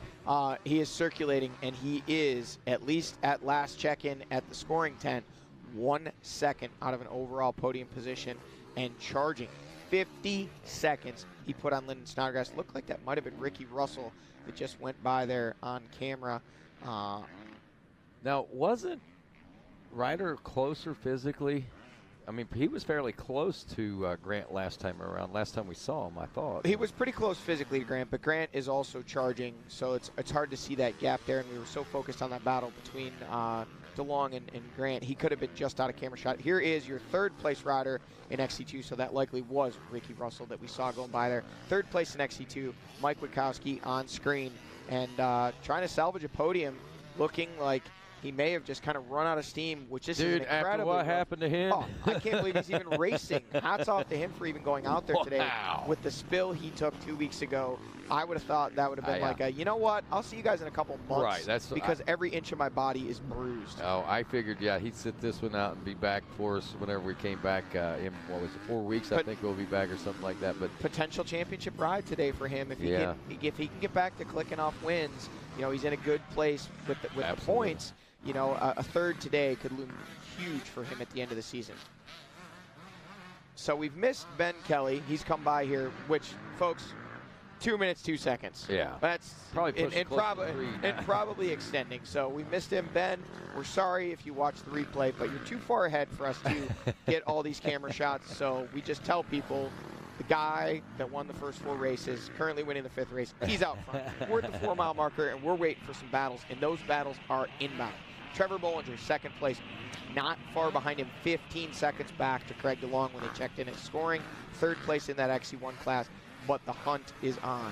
Grizzly Grant in that 4th place, hunting him. Ryder Lafferty, your XC2 leader, hunting the Grizzly. I mean, that takes some serious, some gusto to go after a grizzly bear, but that's exactly what Ryder Lafferty is doing. And these guys should be coming by here literally any moment at the 4-mile marker here in the Monster Mile. So much unfolding here on this last lap of racing, Randy. It is, and this, you know, this day has really set this up, and you know, like I said, storied race so far. Plenty of stories, and there they are. Trevor Bollinger, still in that 2nd place spot, trying to do one up himself from 2 weeks ago, getting his first podium in 3 years. Yeah, I think so. Yeah. So he's in that 2nd place and you spot. know, I'm not going to lie, I kind of counted him out earlier. I was like, man, I was hating it a little bit. I was like, yeah, that's tough, man, you know, because a one and done, you know, just you know, and I was thinking, come on, Trevor's got, but, you know, that was early in the race. I'd kind of written him off. There's Craig DeLong checking in now. That gap opening up a little bit there, it looks like, Johnny, but this one's not. It's not over. The gap not opening up. No, that gap is closed. Grant Baylor, 22 seconds at the finish line now, more like 10-ish, maybe. Now we'll wait and see here. We should see our XC2 leader of Ryder Lafferty, but that gap has definitely opened up from Grant Baylor, but keeping in mind, Grant Baylor has closed that gap down. There is Lafferty, and he has a lot of pressure from behind from Jordan Ashburn. You know, you got to wonder, if you're Ryder Lafferty, that's an interesting spot to be in because Ashburn wants to go try to chase down 2nd and 3rd place, but at the same time, Ryder Lafferty can't just give up time because he's going for an overall podium, maybe not even knowing he has a pretty substantial lead now over the 178 of Lyndon Snodgrass. But either way, it's a catch-22. If Aspern's got more pace, do you let him by and chase him in hopes that he drags you up into a podium position? Or you say, nope, I'm not going to take the chance, because if he makes a mistake or slows down, you know, it could end up costing you a podium. Ricky Russell there is your 6th place rider in XC1. Haven't had the opportunity to talk about him a whole bunch the last couple laps, but that is a solid ride for a first ride back. 6th place and looking like he's physically 7th on the racetrack and potentially 7th overall. So 7th overall in your first ride back after an injury. And man, fighting that shoulder injury. So many things have been going on for Ricky. To have him back, it's great to have him back here, definitely in the mix. Grabbing the whole shot, leading early, and in that 7th place spot. Here's our 2nd place rider in XC2, Lyndon Snodgrass. That Monster Energy Babbitt's Online Kawasaki, looking like he was up and had the stuff to go for the win, and then Ryder Lafferty turned down the afterburners.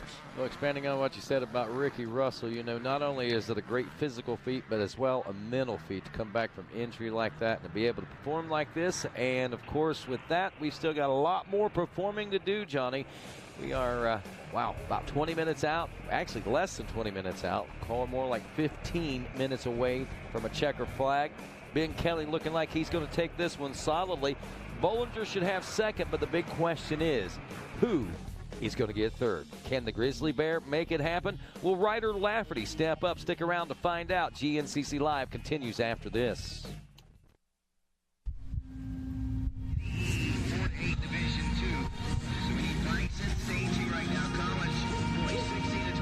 We all have our reasons to accomplish, to work hard.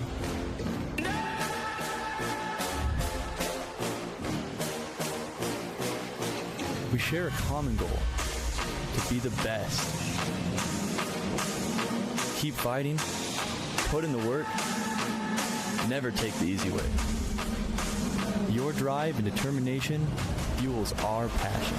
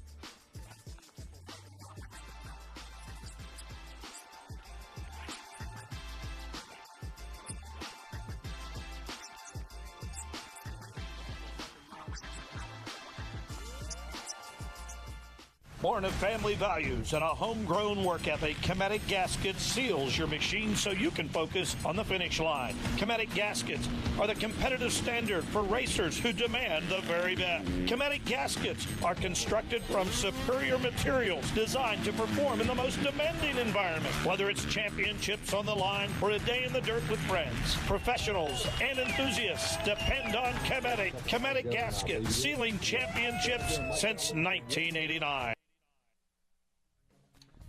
And welcome back to GNCC Live on RacerTV.com as we take a look back to 1 year ago. It was round number 4 in the Grand National Cross Country Championship as we got off here at Camp Coker. And, of course, off to a strong start was the 114 of Josh Strang. And Aussie, obviously, doing very well.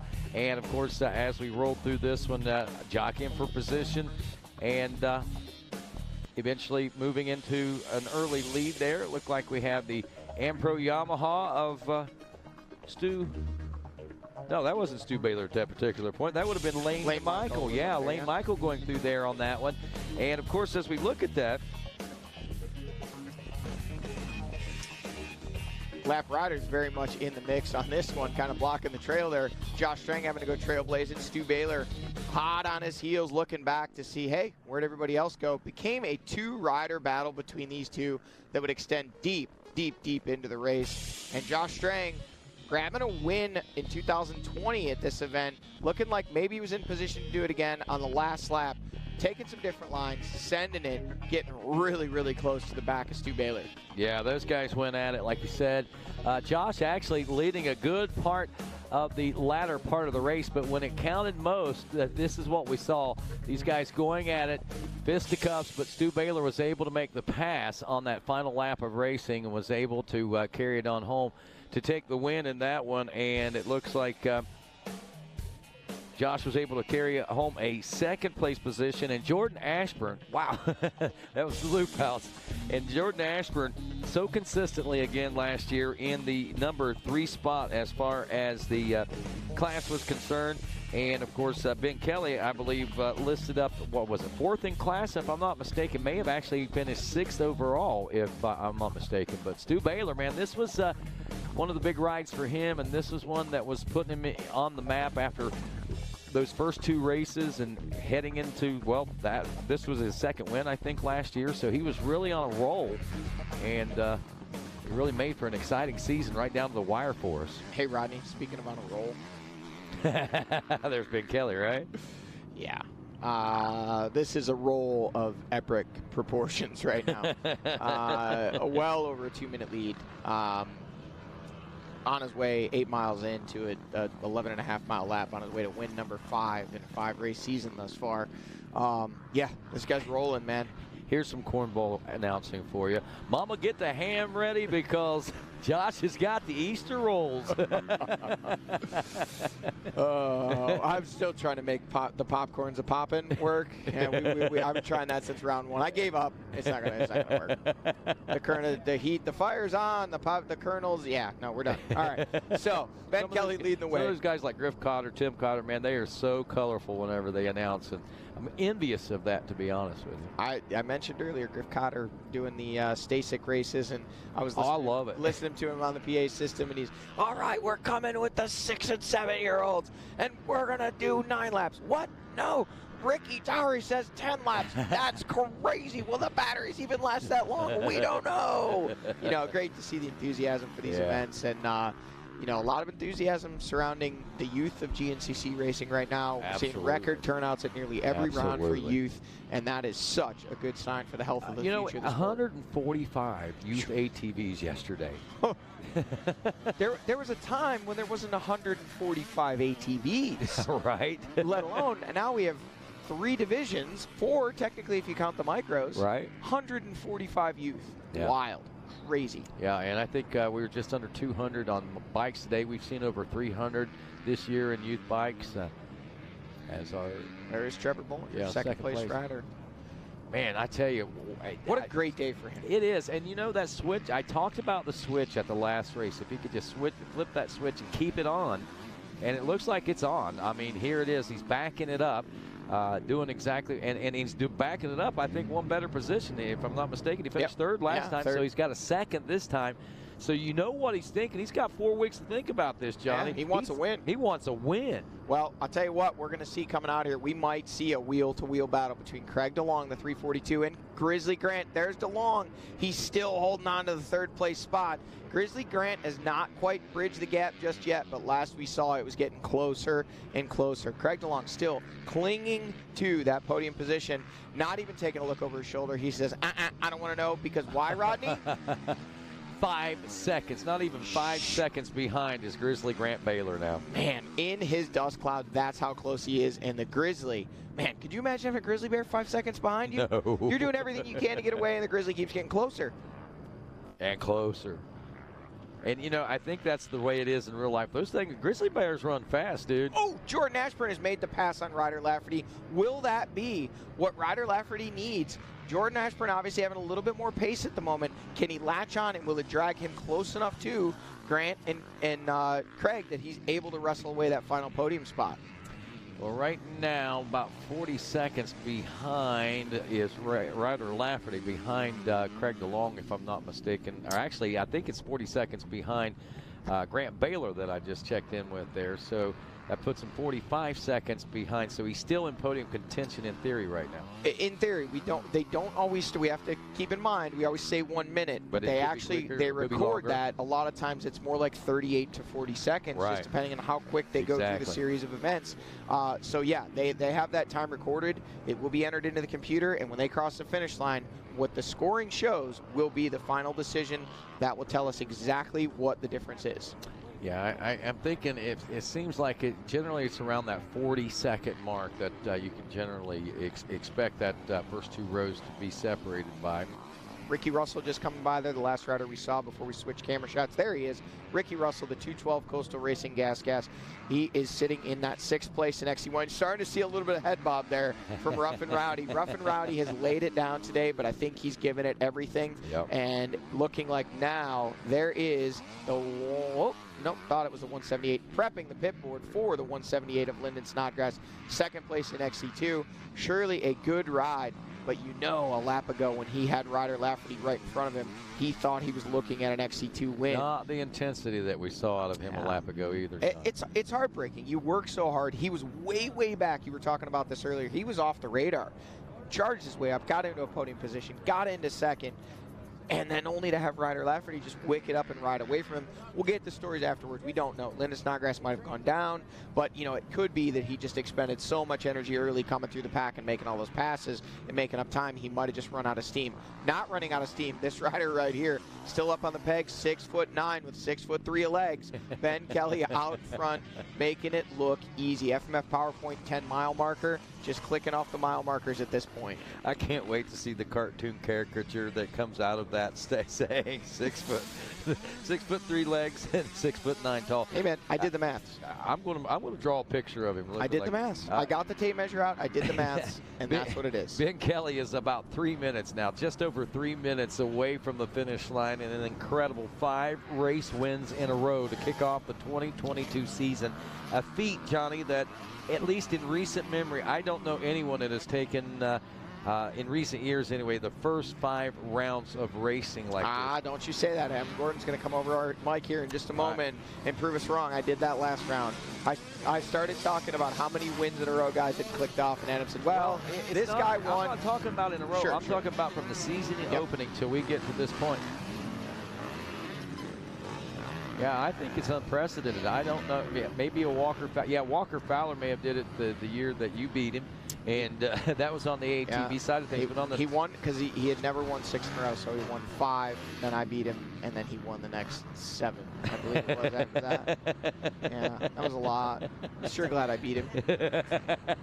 His head would have been massive. No doubt, right? All 13 that year. And I don't think it could be anybody better to have beat him than you. That's the beauty. Don't let him kid you. He's still mad about it. He wasn't in the moment. He was very gracious. Now he looks back on it. But now he's like, you ruined my life. Ben Kelly on screen leading the way. And we've got info. I can hear it. Hot mic. 2015.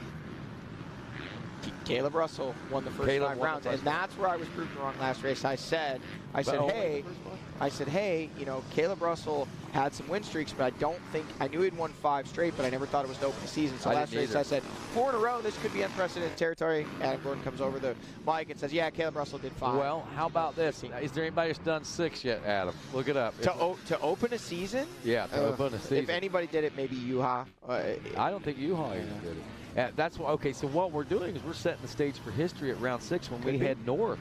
Could be. So, has anyone ever won 6 straight to open a season? We'll have to see. He's still got to get this one done. He's still got 2 miles to go. Come on. He's got 2 miles. He could probably push his bike and still win. So as long as it's just a mechanical, I think he's got this one. He can push his bike. He's in pretty good shape. Yuha Salmanen. 6 rounds in 2006. So we're going to have to go all the way to 7. He's going to have to go to 7 to beat the record then, huh? Oh, Grizzly Grant, has he gotten around? We're talking about this and we're missing. We did. We missed the pass for 3rd. Grant Baylor has gotten up into that 3rd place spot physically. Craig DeLong gave it a valiant fight, but the Grizzly Bear took a chunk out of him. Wow. Whoa. Well, I better shut up. Well, he could definitely push it from there. He's only got about 4 turns to go. He could leave the bike, walk to the finish, let the guys know he needs some stuff, and come on back. But he's not letting up. He's going to make sure he looks good. He's still got the energy. He's pushing. He's got this one in the bag. Well, I'll tell you, in a feat of total domination today here at Camp Coker, in Society Hill, South Carolina, Ben Kelly has put on a clinic, literally from start to finish on this one. A great start, works his way into the front of the pack, and has never looked back. Now over 2-minute lead as he charges toward the finish line in these final turns here at Marie Sportsman Preserve as he etches his name toward more pages of history in GNCC racing. The final turns.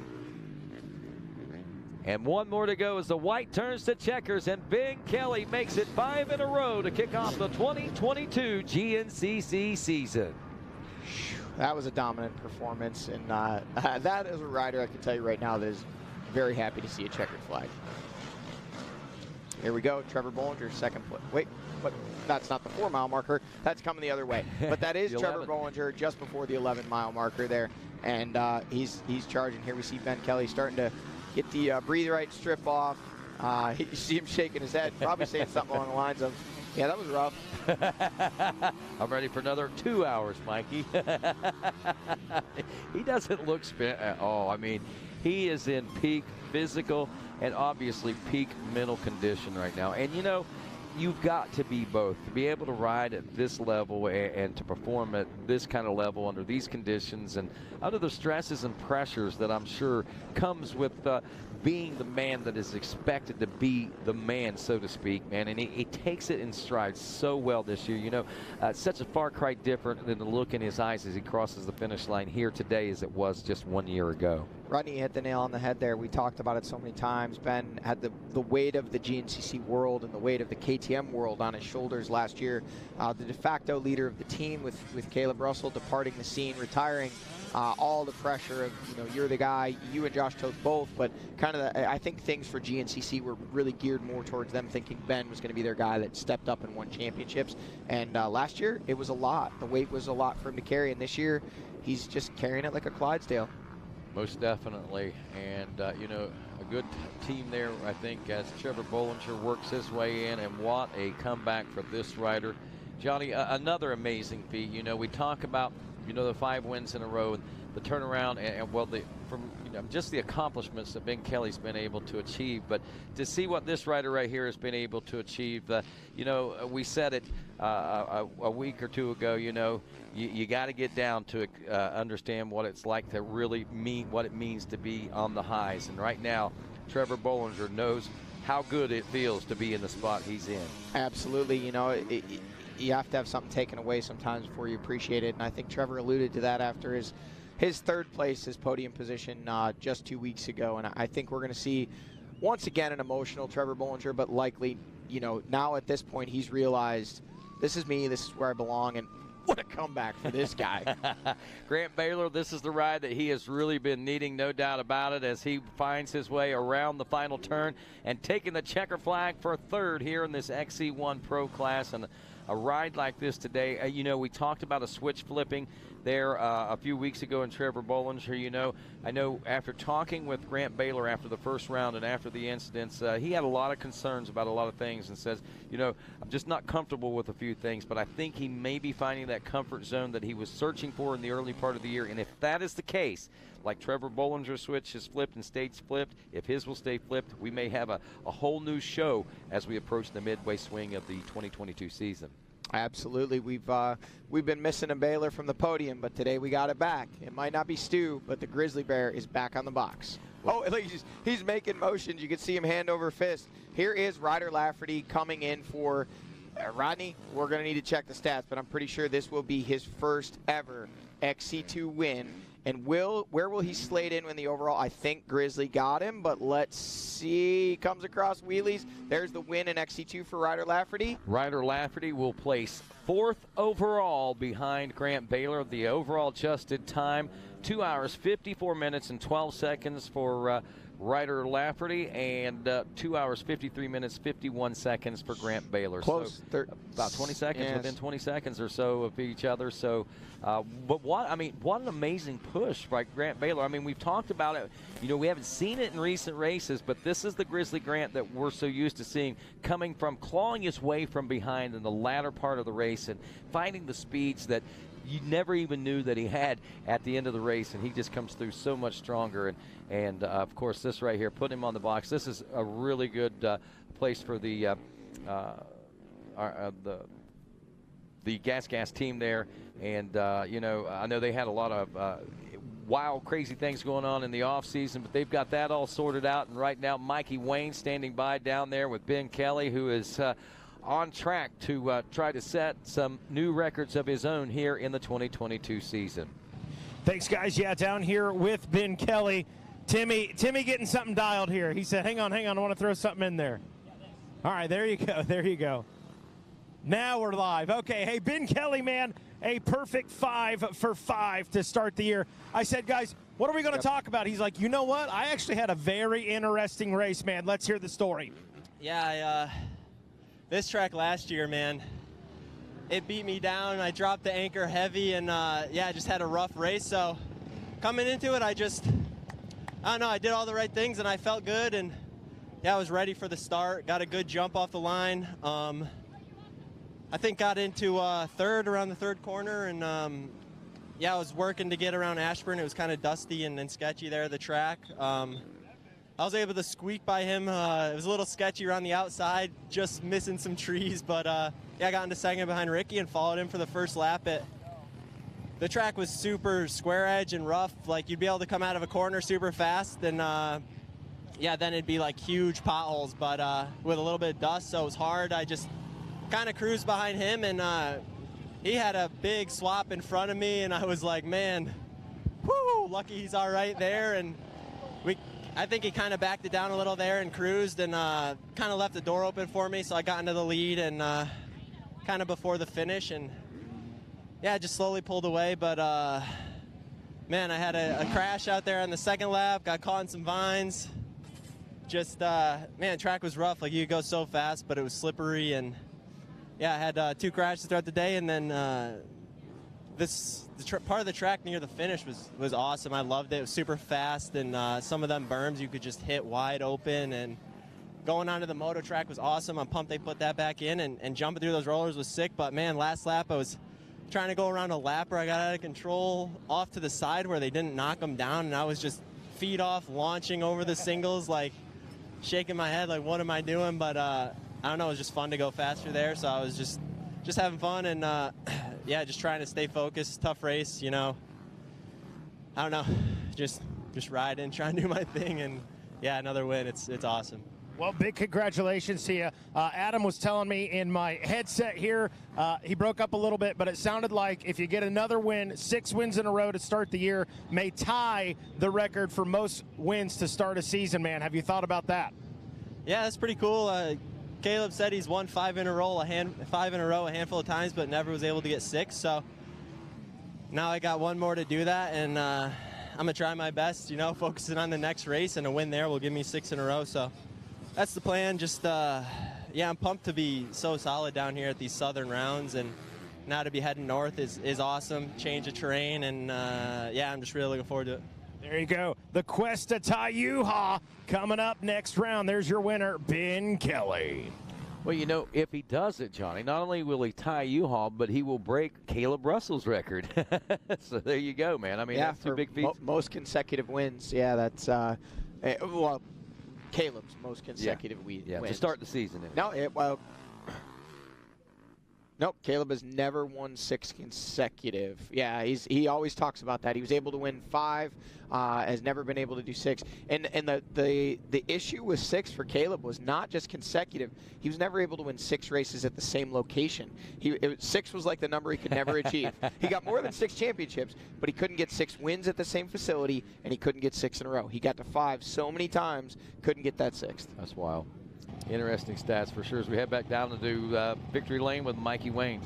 Well, down here with not P3, P2 finisher Trevor Bollinger, man, back-to-back podiums, this time in the 2 spot.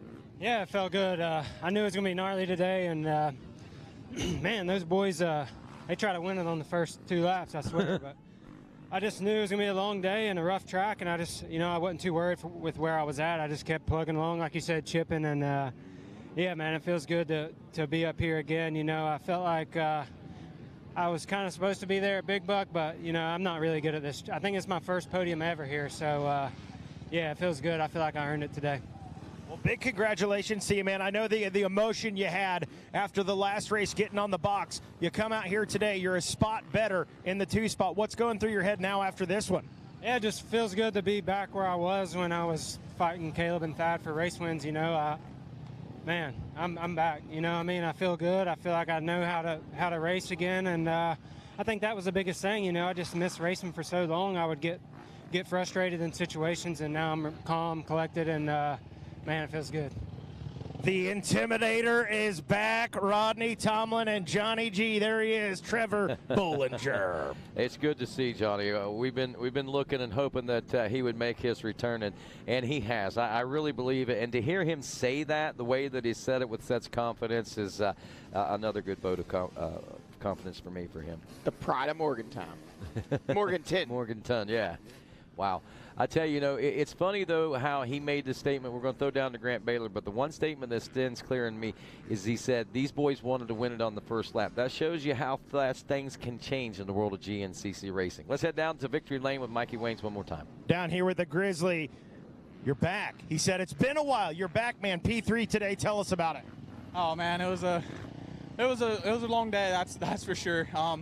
Got off to a bad start, put myself in a bad position off the start. Just got a little anxious on the line and hit the throttle too soon, and the bike didn't fire. So got off the line there in last, and kind of just tagged along with those guys, and passed a few guys on the first lap. A couple guys were wrecking, and after that I kind of just tried to fall into my groove, and then second lap I was coming across a real fast field section, and it just went straight into the trees, and I hit a braking bump or something as soon as I hit the tree line, and it just lawn darted me straight into a pine tree head first. So kind of knocked myself silly there on the second lap, and I lost sight of Trevor. I was right behind Trevor at that point, but yeah, that really bummed me out because I laid on the ground for a minute, and it took me a second to pick myself up. A couple XC2 guys got by me, and I lost a lot of time there playing with those guys.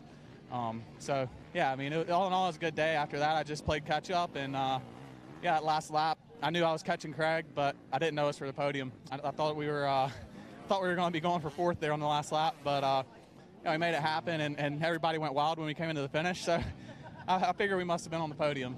It was a great day for sure. You're on the podium. You're back on the podium here for the first time this season, man. What's the mindset, I guess, moving forward? We got a little break before Indiana. Where's your head at right now? Man, I mean, I know where I need to be. In last race, I should have been on the podium, I think, and I ended up knocking myself out there on the 3rd lap and injured my leg pretty bad. But yeah, we just did a little rest this past couple weeks, and yeah, we're back on the podium now. So yeah, from now on, this is the goal. I don't need to be riding around out there in 5th or 6th place. That's not where I need to be, and I know it.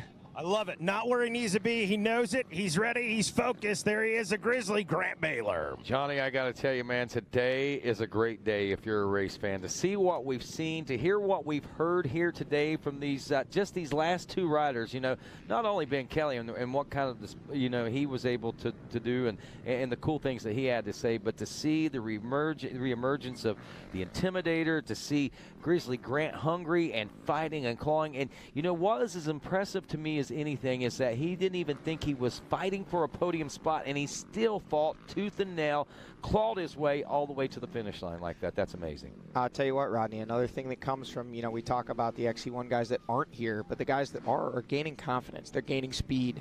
They're gaining racecraft. They're racing for podiums. And if you think that they're just going to pull over and let the Stu Baylors and Josh Strangs of the world by when those guys come back to racing, these guys now know they are podium contenders, and no matter who they line up against, they're trying to beat them, and it's just making the field stronger and stronger and stronger. Absolutely. So, what looked like it might be a bad thing for GNCC in the end, Johnny, might end up being a great thing for a lot of these riders and their confidences and putting them into positions and things, the places that they need to be to make these steps forward with confidence and to do it consistently this way, and that's the important thing, and that's what I'm so excited about for Trevor is the consistency that we saw in his riding today. And even Grant, if you look back a couple of weeks ago, he was pushing hard at the end of the race, if memory serves me correct. We've seen those late race pushes. He just ran out of time, before he could get to where he wanted to get to. But now, like he said, when hearing what he said, I think we're going to see those pushes start a little bit sooner. He's going to be a little more aggressive and probably not as far back and as far out whenever it comes time to make those late race pushes like we're used to seeing from him. Absolutely, Rodney. There's been a lot of setbacks for Grant and that Rev Motorsports GasGas team throughout this year. And I think this is the first step in those guys really solidifying themselves as contenders as a team. Grant as a rider, they're contenders for podiums, they're contenders for race wins, and I think we're going to start seeing more of it.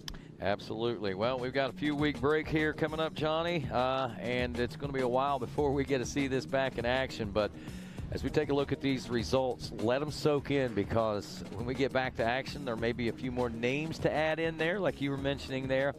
And the excitement is only going to get better. Ben Kelly taking the win, Bollinger in second, Baylor in third. Fourth overall, your XC2 250 Pro winner was Ryder Lafferty. Craig DeLong taking fifth overall, fourth in class. Jordan Ashburn was sixth overall. Ricky Russell seventh. Lyndon Snodgrass checking in at second in the 250 class, eighth overall. Mike Wachowski third in the 250 class. He is ninth overall. Ben Nelko, a little push there at the end, puts him 10th overall from the XC250 Pro class as well. That's what our Rocky Mountain ATVMC leaderboard looks like at the end of this one. And wow, what an amazing day. And I tell you, what an amazing job by our Racer TV crew. I want to tip my hat to those guys for the fantastic coverage yesterday. You see them right there. Our camera operators, Matt Gabriel. We got Nick Vosberg, Nick V, Adam Atkins, my nephew, Brett Tustin, Gabe Shaw, Dylan Atkins, my great-nephew, believe it or not. Daniel Rogerson, our drone operator, doing an amazing job this weekend. And, of course, can't do it without our manager, Dan Reinhardt, putting everything together. Jordan McFadden, our engineer in charge and directing this weekend. Hats off to Dylan Acord, as he's done an amazing job. And, of course, thanks again to our producer, Adam Gordon. He's done a fantastic job putting this team together and making them work. And on behalf of Johnny Gallagher, Mikey Waynes, I'm Rodney Tomlin. Have a great day, everybody.